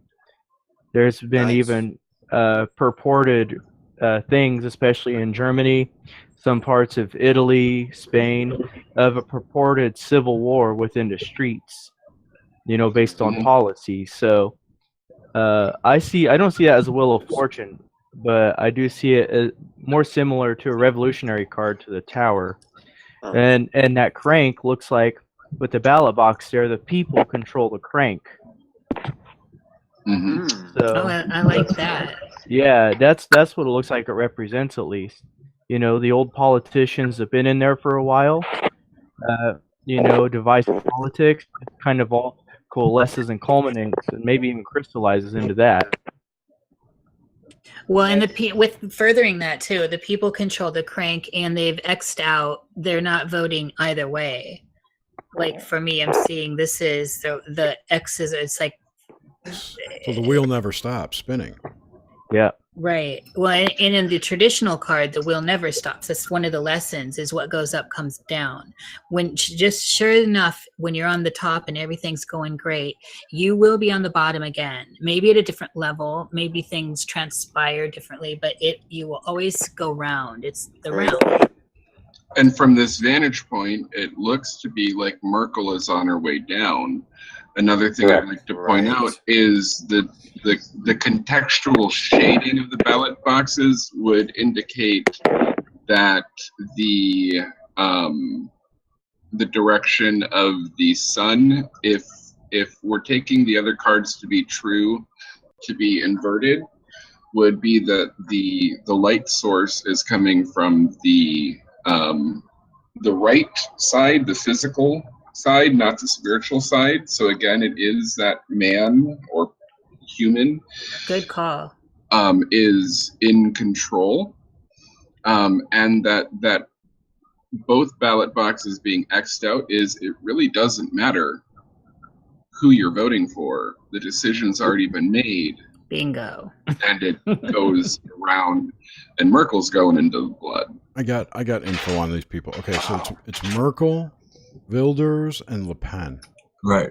Oh, Mhm. Le Pen. Yeah. Oh, yeah. That's a French flag then. Yep. Yes, it's French, Netherlands, and German, which doesn't really match. Well, it does. Didn't Le Pen lose the election? Le Pen lost. Yeah. Wilders, I think, lost too. Yeah, that's what I've been trying to say. No, And there was all that scuttlebutt too that it was stolen from Le Pen. Like there was a coup d'etat. Same happened in the Dutch elections with Wilders. Yep. So now I'm wondering what. Okay, so the thing is that out of the three at the time this came out, those elections weren't done yet. Right. Now Yeah, two of them are done, and we've got two lost ones. The ones in black, Are the the dead lost ones have lost, and the live one that's still bleeding is in an election now, and she's getting hit by lightning. Excellent. Yeah. Now, isn't the Wheel of Fortune the 10 card? Yeah. So it also normally has a Ouroboros on it, which in this case is that wheel. So the X is for 10. Now, this just for shits and giggles. I never saw them as ballot boxes, and I think that's a very valid way of looking at them. I saw them as like, readouts of a financial ledger. Oh, okay. Oh, good one, Radicast. Yes. Did somebody bring up the reference to the illusion of choice? Yeah, I did. Okay. Well, it's interesting. It doesn't matter. Right. Yeah. Right. Well, this goes along with what the Amazing Atheist said about 5 years ago. He said, whether you vote Republican or Democrat, the social politics are different, but the problem is they're all a part of this same well-oiled machine. Oh, yeah. Mm-hmm. So that would make sense. And that's to me, that's actually what I first saw in the Wheel of Fortune. That's why I call it the Wheel of Fuckery. Well, again, in a Gnostic worldview, the planets are set up to create effects, hopefully, in the field of humans, and they've been very successful because, again, that's why astrology was forbidden. Because if you can track the fuckery, you can kind of soften things or even thumb your nose at it. Right. You can at least navigate around it. I was just about to say that. And but those influences are there, and the Wheel of Fortune, to me, again, the elite and their where their energy kind of lies. This is to me very tied into their cosmic worldview. And one of the things I want to do, we have to do the sun, but I would at the very end when we're done, everybody, because the tarot tells a story, but since this is not a tarot, it told me a story. Yes. And it's like a real short synopsis of what I see as like a story told in 8 pieces. But I want to do the star first, and I just want to open it, for other people, if that sounds like a nice way to close the show with a quick recap of what we think the message overall is. I like this idea, Reddick. I love these kinds of parlor games anyway. But I don't know if we're done with the Wheel of Fortune. I just wanted to bring in that whole thing about, like, again, I saw that for some reason is like, like in the old fashioned, the stock market used to put out like, a ticker tape like that. Gomez Adams had one. Thank you very much. Right. And then, of course, the blood. I mean, that's, I'm seeing it from their perspective. So, our blood. And again, if you notice, the politicians are above the blood, and it looks like they're almost floating on it. And, is there Radagast? Is there like a saying or term about the river of blood? Because that's what river of blood keeps popping. I mean, isn't that red a common color for the Rider Waite deck too? No, it isn't. I'd have to pull it. I can pull it out. We can also pull the photos up. Yeah. Because I've read, you have to pardon me for my ignorance, because I've read the same tarot deck for 10 years. I haven't really wavered from it, and I love my deck. Which is? So, the Hermetic Tarot. So. But is there a river of blood? Where does that come from, Rad? Do you know? Or Mush? That's a biblical thing. Yeah, that sounds that's from Moses. Sounds biblical. It is. So we had a Moses theme with the Irma earlier. Also. Irma? You mean with the hermit? The hermit. That's a good point. Yeah. Mm-hmm. Did you say Irma? No, I said hermit. I know, but Irma was apropos there too. Well, that's actually one of the things I liked about the recap is because I had, again, the hermit came across differently to me in the positioning there, but I get to do that in my little quick storytelling. I see Mickey Mouse and the Wheel of Fortune. Actually. Have a look at the top hat. Brandon, you do? Yeah. Where did you see him walking? He's walking around. Where? Just his head. Oh my god! Yes. Oh, that is so right, Brain. Where is that? I love that. I want to see Mickey. He's walking like his feet are the ballot boxes, and he's kind of just walking around. He's got a top hat. You can see those are like his classic feet. Too. Yeah, it is. Just blur your eyes a bit, maybe. I don't know. Maybe it's me. That thing I was reading, I see it. I That totally see alternate it. analysis Yes. was saying that the card was, yes, what else it was? That one doesn't have a double card. Oh, and the minor arcana. Okay. Well, no, like Because this all guy was had a saying, like the minor Hermit. arcana, right? No, I was saying like the Hermit was also the Eight of Cups. Which is the minor arcana. Yeah, a minor arcana equivalent, yes. But this one is Yeah, just the that's what Wheel I'm of saying. Fortune, which is, it is blue and yellow, believe it or not. Now that I'm looking at it, it's got that pale blue in the background, yellow foreground. Yeah, but the red was what was the question. There's a red devil holding up the wheel with a sphinx on top. Mm-hmm. I put it in the chat, or the Hangout chat, the one that no one seems to know about. I see it. I just don't like to click away. I drop out. It's Go like to bad luck Slack. for I me. put it in Slack for you. I know. Thank you, darling. Jeez, Jerry. I Well, already saw that. We already had this last night. Oh. Okay. There it is. Now it's there. Yes. Okay, so it's just the red devil. Holding up, what is that? That's some Goetic symbol, a sigil, isn't it? Combination thereof. No, I know. Never mind. Never mind. I don't know what that is.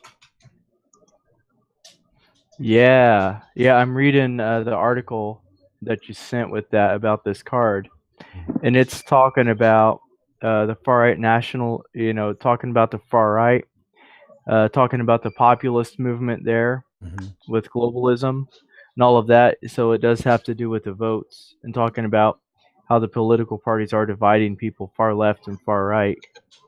And that's when we saw the Great Division as Europe was right around the election times and pre-election times. So that would make sense for the meaning. Okay. But this is, you got to understand, that's just another person parsing out the details of this. They had nothing to do with it. So, but from a political standpoint, yeah, it's good. It's definitely good.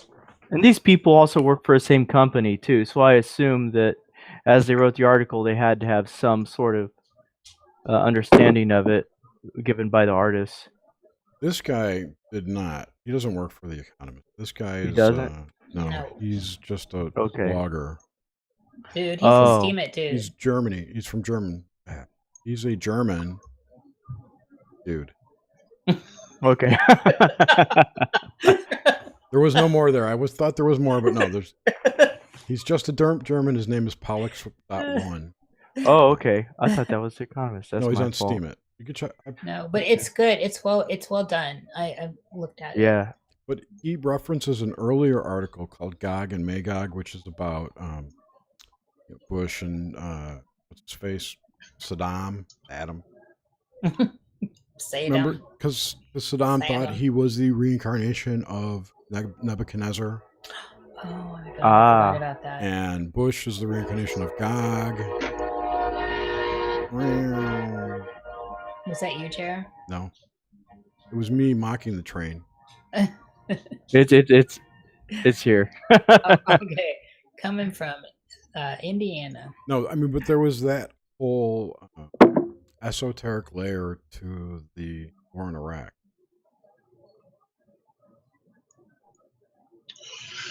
So the question was asked about references to the River of Blood. Yes, thank you. I don't know that it's a river. To me, it's reading very River of Blood like. I can't even not see that. Yeah. The first one that I'm just gonna throw out there is the monument that Trump has on his his Mar-a-Lago estate that's been debunked. He has or one of his Virginia estates. It's one of his estates where he put up a monument saying that there was one of the Civil War battles, and that so many soldiers died that it turned the river to blood, and it's bullshit. but there are 2 biblical references outside of the Nile turning to blood. Right. Which the Nile would hone in on the original Rider-Waite card with the Sphinx on that card, by the way. Mm-hmm.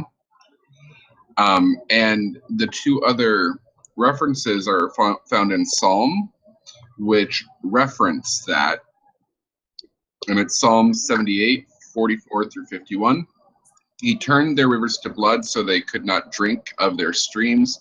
He sent among them swarms of flies which devoured them, and frogs which destroyed them. He gave their crops to the destroying locusts. So if we look at the card 2 steps to the left. With those flying thingies. And the fruit of their labor to the locusts. He destroyed their vines with hail and their sycamores with frost. He gave over their cattle to hail and flocks to thunderbolts. He let loose on them his burning anger, wrath, and indignation and distress, a company of destroying angels. He made a path for his anger. He did not spare them from death, but he gave their lives over to the plague. He struck down every firstborn in Egypt, the first fruits of their strength in the tents of Ham.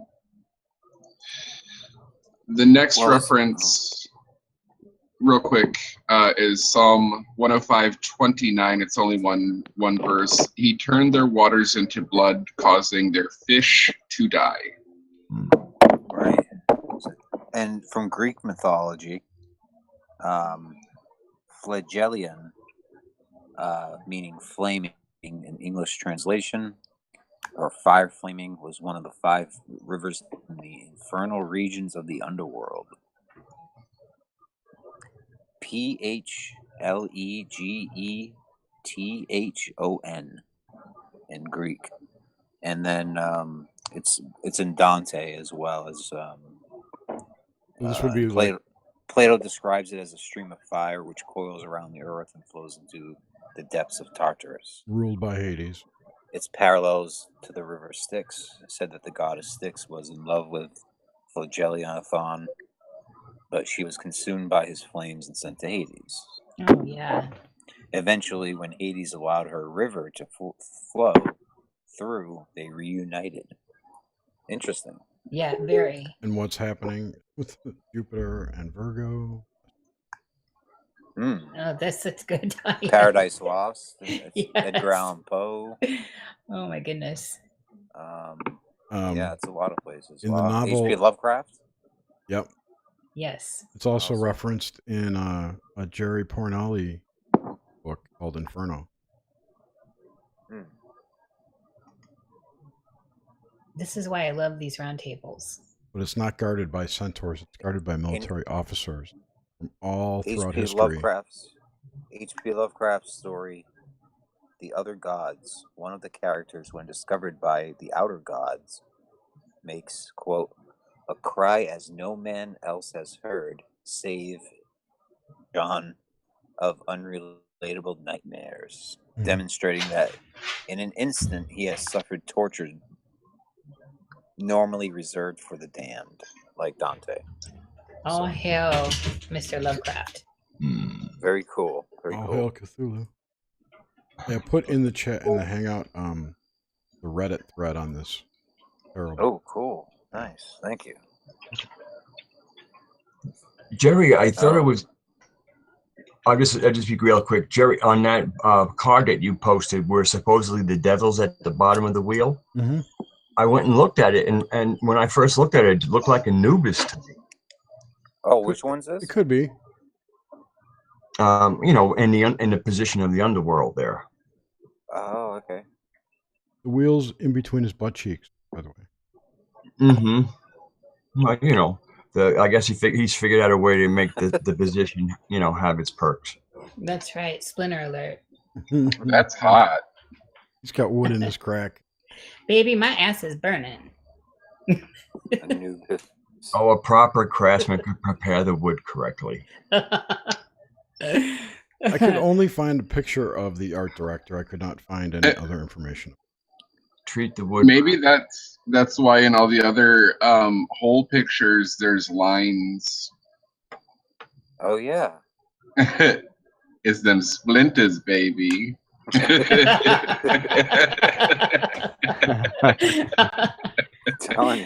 also I could not find who these kids are in this picture.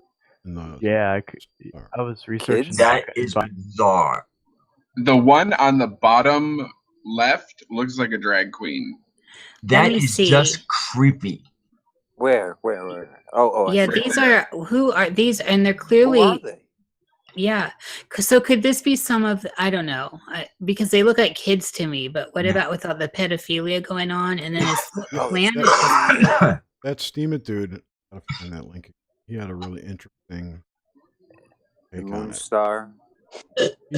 He said, Are these the snowflakes? 3, 4, 5, 6, 7. actually, the star symbolizes the hope of the future. After the destruction of the tower, it represents peace and equilibrium. But we don't see that. We see a bare red planet, a destroyed Earth after Armageddon. The souls of some stars, almost ethereal, all are hovering over the remains of the world. I suppose these stars are the ones who have managed to separate themselves somehow from the world. Personally, I see a very strange longing after something like, and he references Gog and Magog, that other article. So again, we see illusion. The star we see is not a star. We see 15 stars.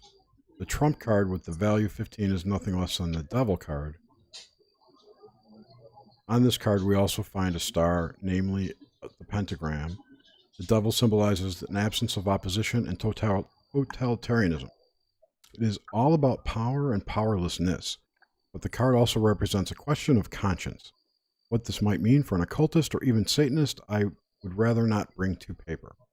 My first association for this card was star children, which are dead-born children, whose souls were believed to be lost since they were not baptized. The star in the middle of the economist card also looks more like a comet than a star. Comet ping pong, he has in question marks. Oh. I leave further thoughts to the reader because mine are hurting myself too much. Now we have analyzed all the comet. Oh my god. That was clearly a comet. Yeah. Yeah, that clearly looks like a comet. And starseed was the first thing I actually thought. But I didn't know all that stuff about their dead souls. That I guess I didn't. I'm not schooled up on starseeds. Immediately, I counted 14 pictured stars, and I counted 10 white stars. Yes. Just as people are trying to do that now. Then you do have the it's almost like a cephalopod comet star. Mm-hmm. So maybe this is the arrival of Jerry, bringing the end. It's my higher self integrating, connecting the hive mind together is what's really going to end all creation. The singularity of Jerry. I really remember someone saying these were Sandy Hook kids. No way. I gotta find them. No, they're too old. No, that kid at the bottom right looks like a 70s kid. There's that one looks like a queen. Then they must. Yeah, it looks like a famous, almost like Alaska Thunderfuck. I'm totally getting Alaska out of that. Work it, girl. Kid on the top? To me, this is a little abstract, and there's not much given into symbolism other than a few numbers. I mean, like I said, and if his interpretation is correct, it almost follows the traditional meaning of the star card of being either hope or abandonment, one or the other. Yes. Yeah. And they're both kind of represented in this, pretty well. And when you said comet, and my mind went to comet ping pong, and you followed it up with, the collective followed it up with comet ping pong. I was like, oh, fuck. So, here's another interpretation I found. It says the last card is perhaps the most puzzling. 8 pointed stars with the faces of what have been described as unrecognizable celebrities. Donald Trump himself is a reality star celebrity. However, to my eye, the photo appears similar to high school yearbook photos, with a hint of a tuxedo or suit in some of the male photos. The 8 pointed star represents, this is, whereas the 7 represents completion of a project, the 8 is the continuation that takes you to the next level. In terms of consciousness, the 8 takes you to the higher realms that are beyond the natural laws of nature. There is a sense of incompleteness within the symbolism of this cover, and the 8-pointed star suggests that this is not the completion of an end goal, but an intermediate step in some greater process. The star is also called the guiding light, and is taken as a symbol of the deep realization that the chosen way is the right one, and that the end of this way will be a good one, and that there is perfect harmony between the physical feeling and the physical doing. While Donald Trump may be prematurely considered a guiding light by the alternative community, the jury is still out. Is this a legitimate new American revolution unfolding before our eyes, or just another manufactured civil war? There's one update to this, which I wanted to read really. It says the comet in the center of the card may represent Nibiru, planet X, which has also been described as a brown dwarf star, appearing as a red comet. It also may represent Lucifer as a fallen angel, the morning. Ooh. Star card. That's a sexy interpretation. It is. It's about learning to trust our own intuition and using our own internal discernment. Thus, the true gift of the star card is greater spiritual awakening. Which we've had multiple awakenings this year. With way more on the way. Yeah, we're not done with this year yet. Oh, no. Shit is coming to a head. Fasten your seatbelts. Yes. There's star seeds. Well, for me, especially as I see this as the their bookend on this quick little story they're telling. I got nothing but creepiness when I realized that there were faces in these stars. There was absolutely nothing uplifting. And it was almost like pawn-like. I see mockery in common people, because these are regular people, and basically I see, for me, the comet in the middle, which is doing its comedy thing, and to me that is how, again, I see them speaking, so that's them. And like, again, I see this as a conclusion card to what the other cards are saying. So for me, this is like, and life went merrily on for us. The rest of you are memories. Go ahead, give yourself whatever. Whatever. We're surrounded by children forever. Yeah. I think this is the creepiest card, definitely, for me. I'm reading a thread on Vote right now, and it says, this is the creepiest card. It's right as you said that, I was reading that. Yeah. Oh, wow. Jinx, I love that. What would really help out with this card is if the artist told us what the faces were. That'd make it so much easier. Yeah, it's like if David Lynch told you anything about Twin Peaks. They have almost like a milk carton look to them. Yes. Radagast, that's what exactly I was thinking. Like the missing people. Nailed it. Nailed it. Child trafficking. And that's what makes it feel so creepy. It's very creepy. I found out who they are. Hey, yes. Okay, there are 14 kids, 14 millennials that The Economist chose to talk about. Quote, in our 31st edition, we include a special section featuring forecasts from 14 globally minded millennials ranging from a Syrian refugee turned photographer, an iconoclastic Chilean reggaeton artist, one of Ballet's biggest emerging names, and leading online voices for young Africans and Muslim American women. Okay. So they're people that were interviewed prior in issue 31. But look at the tone that they chose to cast these things in. As stars. Yeah. Well, see, I don't think the artist meant to cast them in an ominous... Oh, come on. That's such... How do you not paint that up and not think that's ominous? Because it's making stars out of them.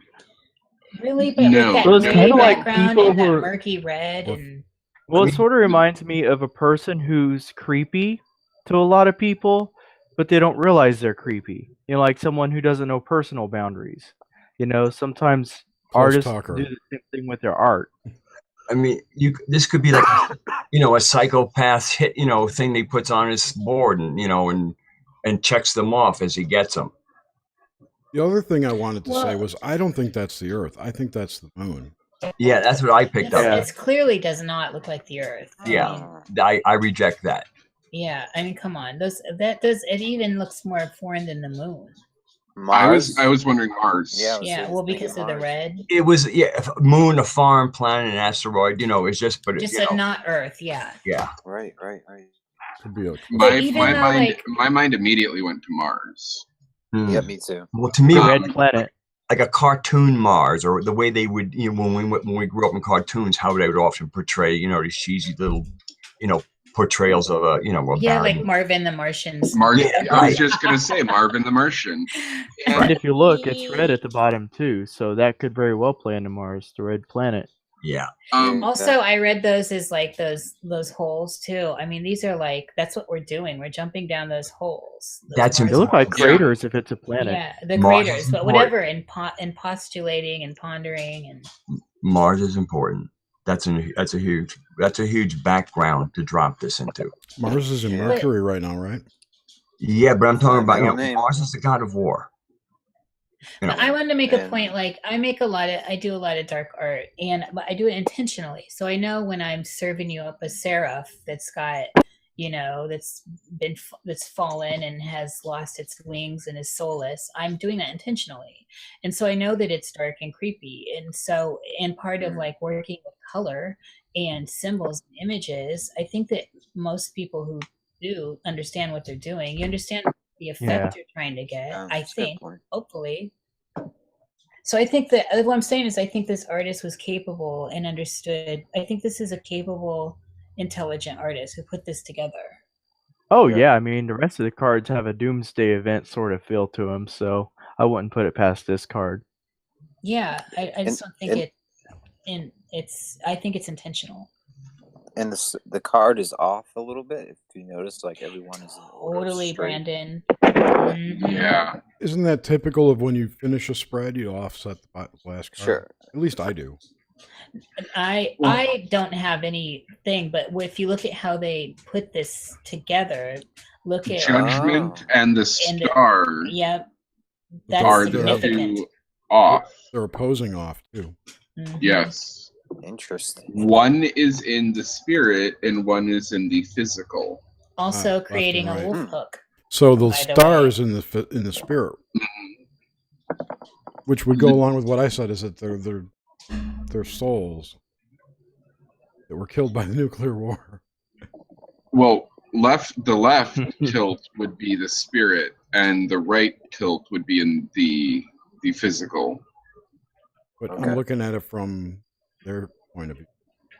I just think they just may have dropped the cards. You know? They want you to think that, because this is laid out in like an Illustrator or whatever program they use to do this. Yeah. That wasn't intentional. So, and then if you follow the lines, that's a wolf hook, or an angle, a spoke and a swastika of the two that are at slants. Mm-hmm. So part of the black sun again. Where are you seeing that, Nish? In the cards that are at a tilt, so in the star and the judgment, if you follow the lines. And when you said that, as we were talking about Mars, and when we both said Mars at the same time, I don't know who else said Mars with me. Maybe me, or Mod was. No, it might have been Niche.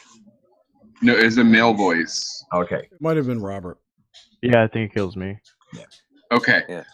As soon as we said Mars together, I immediately thought of the Black Star video by David Bowie. Bowie, and I started going through all of that imagery. Because that video is so thick. It's mind-blowing. Yeah. Oh my God. Thick. Bowie about always.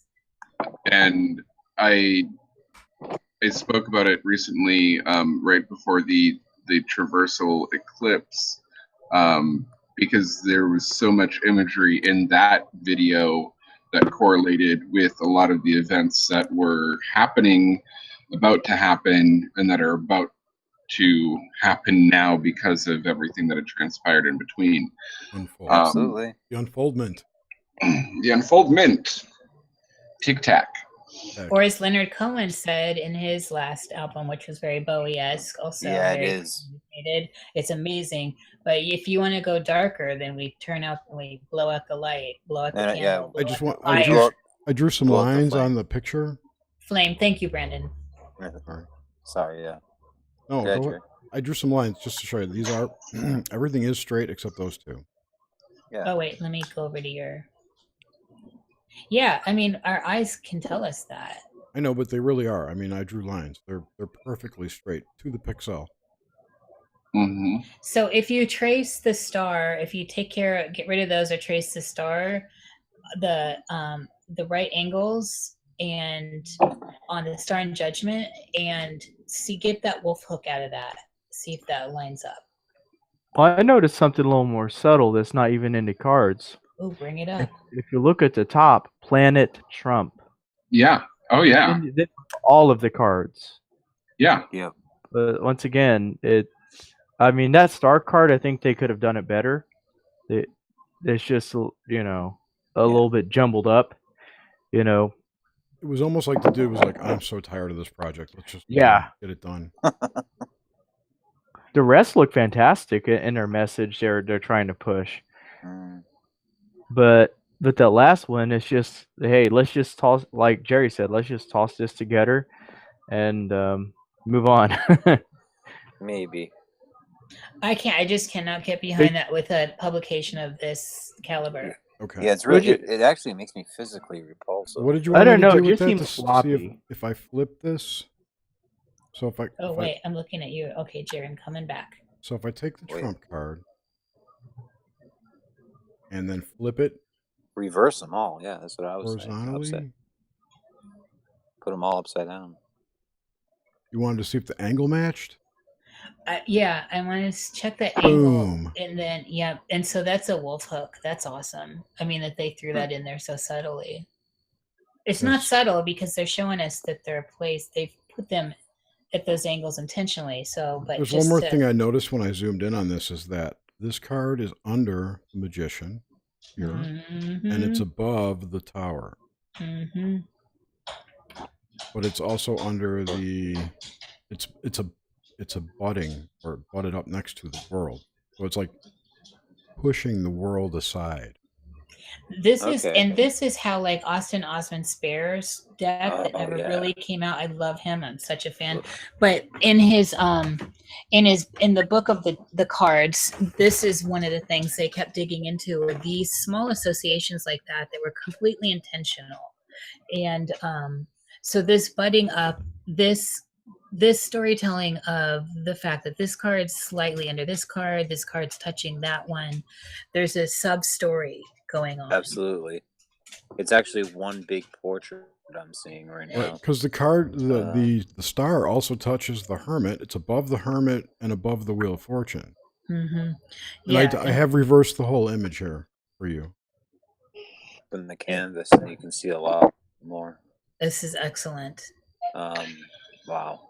So back when this came out, back in 2016, after I'd already shared my vision, and I had talked about how 2017 was going to be the year of judgment, and I had explained that there were going to be storms and eye of the storms, and that was the time to start dealing with our shit before we hit the wall of the storm. And then this cover dropped, and I was trying to explain to people, again, through the interpretation of dream and vision, and I was getting very much the pat, Moose, here's your cookie in your drink box, go sit in the corner. This has been a very affirming hive for me. Yeah, me too. To be able to go through this and have other people see what I've been seeing for almost a year now. So I just personally want to thank everybody that's been participating in this, even if we haven't agreed on everything or seen, you know, the same things, just the contribution and the seeing of extra things that I didn't catch. That's why I love these. Absolutely. This has been a juicy hive for sure. That looks like a coffin. Look at that on the left, on the top left there. These are photoshopped. I don't think they actually dropped the spread. No, that's why it's even more intentional. This was literally all digitally created. That totally looks like a coffin. Oh, like I said, I'm not going to draw conclusions based on how they aligned this because I wasn't there. You know, I can speculate all day, but I will say this: that it's fun, but it doesn't make it accurate. So my whole thing with this, when I look at it, is because I don't know if this person was esoterically minded or not. Once again, in context, but whenever I look at this, it does tell a story from beginning to end. Mm-hmm. You know, such as the tower to the Trump to the world. In the world, you have the 3 branches of government. Then you have protests and divisions right there. And the hermit, that's a weird hermit card, by the way. It's a prepper. He's a prepper. He's like, get out of here. Yeah. And I don't think you were here. The globe with the crack on it is approximately the same place where Trump is sitting on the world. Yep. Yeah. Well, it just seems to be a political message being pushed, and just through a story form and cards, really. You're absolutely. It is. Right. You are 100% correct. It is a political cartoon. Yeah. However, the Economist political cartoons that they put out in this format always have some kind of esoteric meaning embedded in them. Yeah, I don't think they've ever had one. Not necessarily that they did it intentionally. It just ends up in it. I don't remember the Economist ever having political cartoons. It's not that type of journal. The cover. Oh yeah, within the text of it. Yeah, Brandon. This will be a first.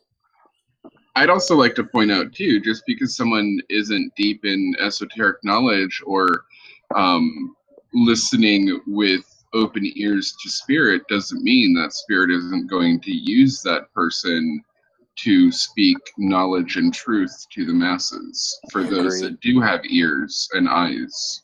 I think kind of what Jerry's saying too is that it randomly can happen at random, like the message, not random, but like it's part of the. It goes back to my predictive programming versus collective consciousness inserting. Yes, thank you. Yeah.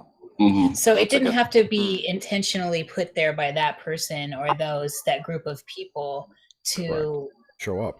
Yeah. Yeah. I mean, I don't think they put Neo's birthday as 9/11/2001 or his expiration for his passport on purpose. They didn't put Sandy Hook on the map in the Batman movie on purpose. Right. But those things then come, we see them and then there they are. Right. Yeah. Yeah. I'm with you on that. So no matter what, that's what we come to. However, there's a circle here. This is an intelligent set of symbols that has a coherence that is speaking at a deeper level. And the deeper we get into it, the more we're seeing and connecting also. Yeah. I just want to say about the Batman movie is that Aleister Crowley's great-grandson was the art director on that. Right. So, that's just... That's so great. I didn't know that. I find the symbology in these cards strong, but the interesting thing is I do not find them typically like magically symbolic. Right. You're not using the same magical language. They're mockery, like there's mockery. There might be a sprinkle here or there, but they're but it's a message in symbols. Yes. I would say any magic that was intended by these particular art images, because art is a form of magic. So whatever magic has bad intention is going to fail, because this is, like you said, mockery, and that's, if you use magic in that way, it's going to come back. So I would say, there's no magic. It's just a statement. Yeah. There's no software behind it. Yes. But in the whole mockery aspect, look at I mean, that's the whole part. That's the whole Luciferian thing too. Like on the surface, because there's so many factions of that. But part of mockery is that whole turning inverse, right? And moving away from what was. Well, they start out with a mockery of our belief systems, whether it's something as ugly as communism or as dear as Christianity. It's divisive, and it's clear. It's clear. They don't really even care. They think little of either of them. Look at the way they draw the two different masses. They're the same masses. They're just waving different things in the air. Right. Absolutely. The attitude is really. The lightning bolt that leads to the door, which is the Reformation, which ripped Christianity apart. Yes. Yeah. Yeah, and then maybe that might have been just a story, though. Okay, so for me, in the current sense, it was like right now the world is blowing up. Okay, it's perfect though because everybody's divided, and this is kind of like the plan. Okay, and then we move to card 2. We're going to blame it on Trump. Yeah, I mean that's obviously what this is them. Too. This is them speaking. Yeah. Okay, we're gonna fuck up the world. We're gonna blame it on him. Yeah. Next card is just basically business as usual. We come from the ancient world. We own your arts. We own. Please, I'm riffing off that, and you just inverted my image. Oh shit! Sorry. Redo. Okay, so you can see like the ancient traditions representing the old buildings. And we own your theater. And they even start off with the mocking mask, the two faces. We own your art. We tell you what your history is. Yeah. Yeah. And then I actually see that portrait at the top is actually just like any old regal portrait. Yeah. And then, of course, over on the other side, something that looks almost like it could be the 10 Commandments, but it's really a barcode. Yes. Okay. So basically, here's the world. Right? So we're fucking up the world. We're going to blame it on Donald Trump. The world. Here we go. This is the world for you. Okay. Now over here, we're getting down to it. Basically, you have the hermit. To me, represents the people who actually who see it. And I think in many ways, the way they're portraying the hermit, it's like, you know what, you might escape what the rest of them are, the rest of those people going off the cliff, but you'll probably be living like a hermit in the woods. Right? So we're fucking up the world. Even the crack in the world. The world. Here we go. Even if they're not going into an abyss, the crack in the world, and especially in North America, it's almost like the division of a profound division happening in North America, and part of it is one group is just controlled. I mean, again, we have people with no faces.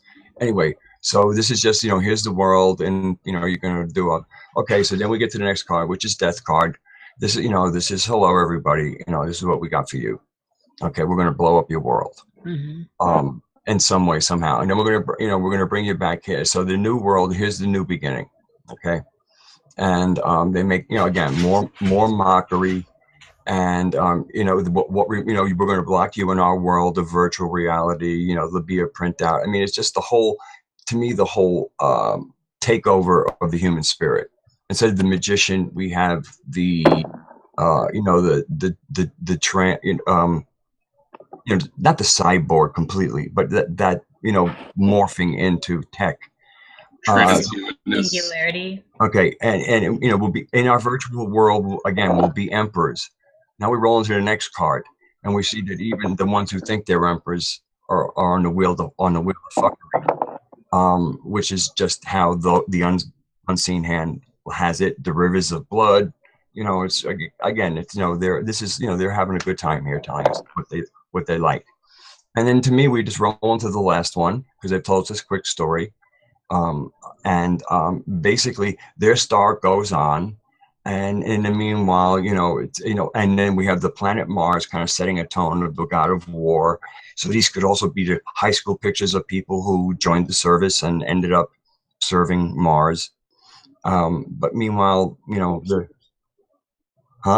like secret space program people who went to Mars. No. Good. No. Okay. No. Mars is the setting, and so that, like, in other words, let's say these people joined the military and got killed. I mean, this could also be their high school pictures, and now because they got killed being in the service of Mars. Again, there's a whole mockery of the lower class in the way these people are presented. And again, but the comet to me represents them, and their star just goes on. Okay. So anyway, that's the story these cards told me. that was good, Radagast. I was following that. Just a big, That was really good. A big sneak.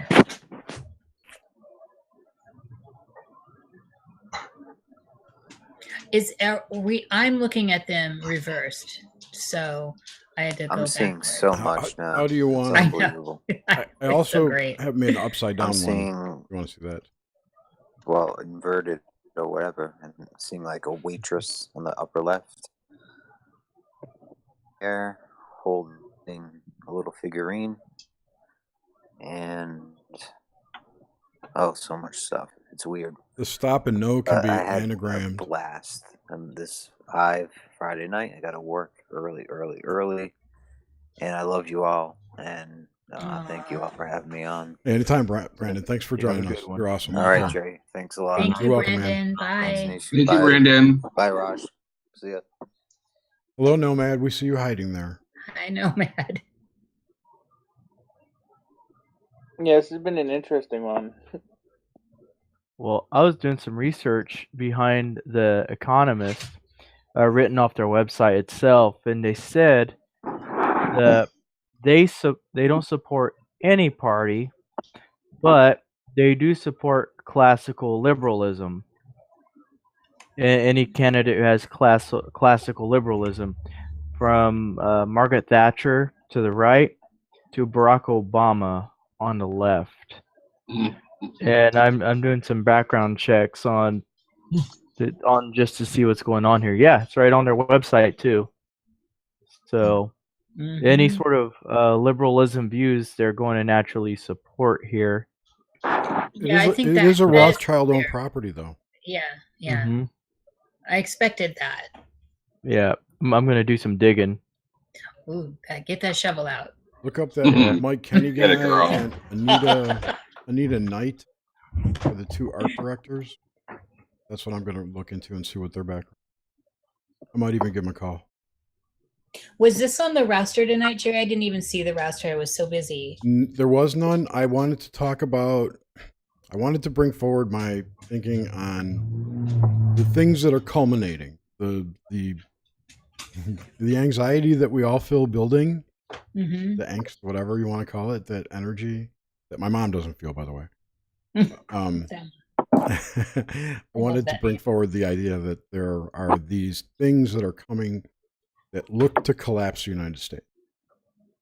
It's interesting that we end up on this, because this was particularly fabulous. Really what we were talking about led into this, because it was something like, oh, remember that tarot spread? And we pulled it up, and that's when we went nuts on it. What a great rabbit hole.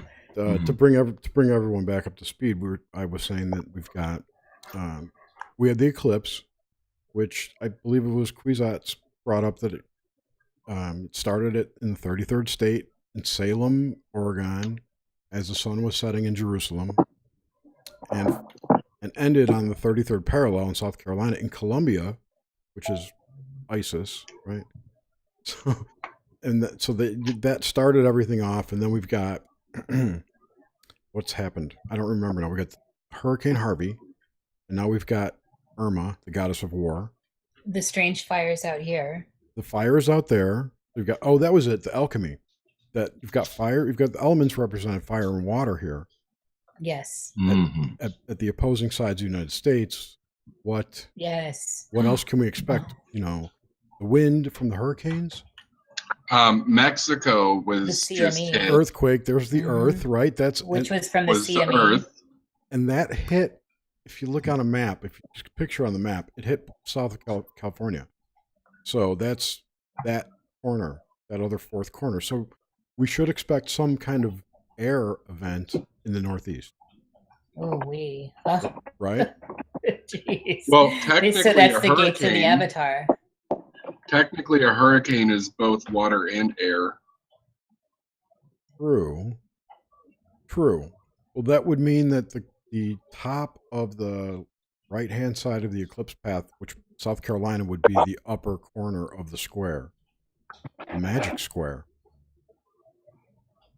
Oh, I remember what I was going to say before this all started too, was that there are a lot of people, and I'm not saying I endorse this thought or even think it's possible, but they say that this whole eclipse was manufactured, was staged. So can you elaborate on that, please? Well, there's a large contingent of people that believe the sun is not real. It's a simulator of some sort, that our sun died or we moved or whatever's up in the sky is not the real sun. It's changed. It's hotter. It's whiter. You know, all these. It is whiter. I mean, that I will, I noticed the difference. It's really hot on your skin too. If you're out for more than like 5 minutes, it's like, ow. Yeah, I agree. And Radagast, if you remember, we've had conversations, and Adam just rang my bell about this. The fiery part of water is resurrection and rebirth. I'm doing so this the alchemy this in my is head. This is leading back to conversations that we've had in the last several weeks. Yes, and it's again, we've had the 2 water breaking events. Yes, water breaking, birthing, the Virgin coming up. With the fires where the eclipse started over here, the unusual fire. We don't get these we don't get these people. This is unusual. There's no drought this year either, is there? It's dry, but they said there hasn't been a fire like this since they're like over 100 years before this was settled. Hello. I'm here. We're here. Looks like there's some dropout. Oh, that was Jerry's other channel. Got it. Yeah, no, I'm sorry. Stop the screen share. I thought it dropped out. It's so common. No, you haven't. Actually, you've had a really good connection tonight. I didn't go check the chat. I love the chat, and every time I check it, I drop out. There's no one in there except Omar. Not that that's not somebody I love you can Omar talk too, to, but I mean, Jet Pet was in there, and they were. people. Hey, Nomad. I wasn't paying attention to it. We have 13 people, 12 people watching. Yeah, 13. I'm one of them. Well, there are people, when I popped in before I started to drop out, there's like a bunch of people, I just love them and I want to chat. But... Yeah, I know, me too. But I was trying to pay attention. I've been saying hello to the lovely people as I've been able to. Yeah, good. Got to think about the people. Yes. Well, we're all one. I mean, it's kind of our tribe, Yeah, right. really. It's the same people everywhere. Hi, Nomad, by the way. Well, the YouTube machine says that we had 18 at one. Oh. Which would be a record, yes. Not that I care. All right. Hallelujah. So I got nothing else. You just move on to the after. Oh, damn. I missed all the good stuff. It was really good, Nomad. It was a really good Hive tonight. Nice. I missed, I guess, the whole beginning of it, but what I came into was great. Well, that's cool. No, we could just awesome. we could finish up. We could do the after chat. After chat. And go all night. We could stay on and keep talking. I don't care. We don't have to stop. It's interesting. I had one of my buddies over that I haven't hung out with in a while, and he's not really as aware of most of these things, but we had some good conversations. And it was interesting to talk to someone who was kind of asleep, a little bit more in deep, or I wouldn't say hypnotized, but a little bit more like caring about certain things that we know don't matter whatsoever.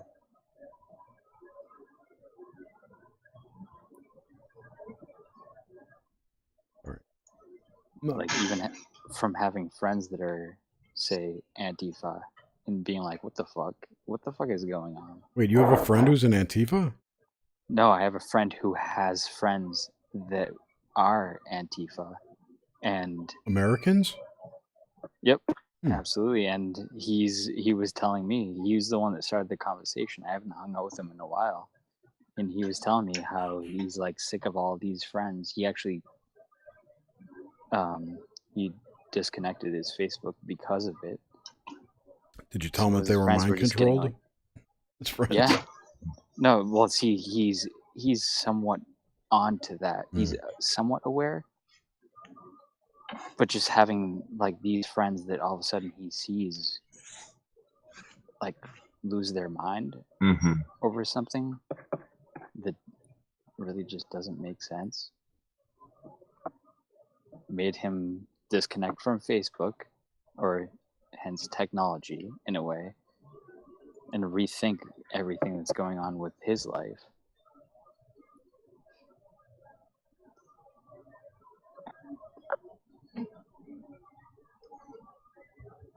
Easy. And now he's like super closer to you? Oh no, he's always been a good thinker. He's a very creative person. And not necessarily one to think conspiratorial. Right. But it's almost as if he got, like, say, a red pill shoved down his throat. Or did things just become more out in the open or overt to the point where he could see it because he was on like the fence? I mean, I guess I'm trying to relate this to Apocalypse, to the unveiling. These things are supposed to become these things are supposed to be revealed to us, the lies that have been going on in this time, and we're seeing it. And now you've got a muggle friend essentially who's seeing it. That's confirmation to me. Yeah, absolutely. And that's one thing, I mean, that's one of the most interesting and fascinating things about it, to have a friend that I haven't really connected with in a while, and to talk to him about everything that has been happening and get a different perspective. Get that insider perspective almost. That's funny. The normie perspective. The muggle perspective. Yeah, exactly. The Ministry of Magic, they will be taking a survey of the muggles. Yeah, exactly. And I mean, but he's not necessarily even a muggle. He's always somewhat been, a very creative spirit. He's a thinker for sure. It just so happened that while this whole thing, this election cycle and all of that happened, he had friends that were so in depth, like so into it, so caught up in it, like mind controlled essentially, that he got to see that perspective as well. And maybe he even got caught up a little bit in it when it first happened, and then realized, like, what the fuck is going on? So it's interesting to see a little bit of a different perspective, whereas most of us, we saw it as it was happening. This is someone that didn't see it as it was happening, but post all the bullshit, realized it.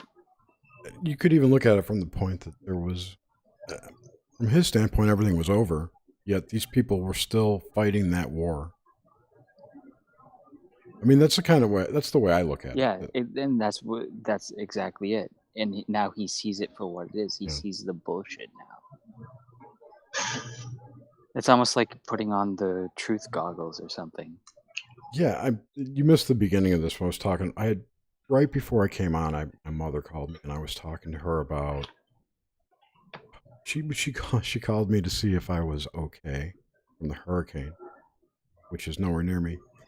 But she asked me what was going on, and I had just been watching this video, the video that George Webb had put out tonight with Jason Goodman, where they were comparing notes on the evil doings they have discovered in Congress. And they were both comparing notes on what they'd found because they were going on different tracks. And I was trying to explain to her what was I told her a few weeks ago, hey, it looks like there's a spy ring in Congress. And she's like, I haven't heard anything about it. Like, of course you haven't. Because you read the New York Times. And yada, yada, yada. I was telling her more about it tonight and how it relates to that Imran Awan guy, W. Wasserman Schultz's IT staffer. It's a long, deep story, but my mom heard it all and she was like, like that's interesting. Mom, do you understand? There's a spy ring in Congress. It's been there for 14 years. They may have taken over the United States by now. We can't tell. And absolutely. And the Department of Justice wants to sweep it under the rug with immunity deals. So, I don't know. I mean, in a way that goes back to, I would say the ultimate reason JFK got assassinated is because he was trying to disband the CIA. He knew some bullshit was going on. Maybe.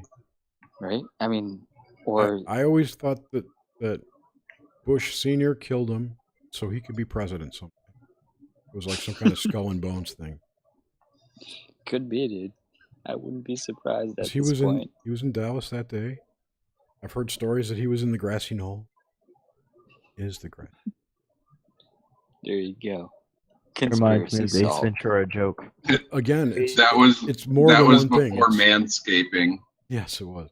There's more. It's more than one thing. The Kennedy assassination, again, it happened.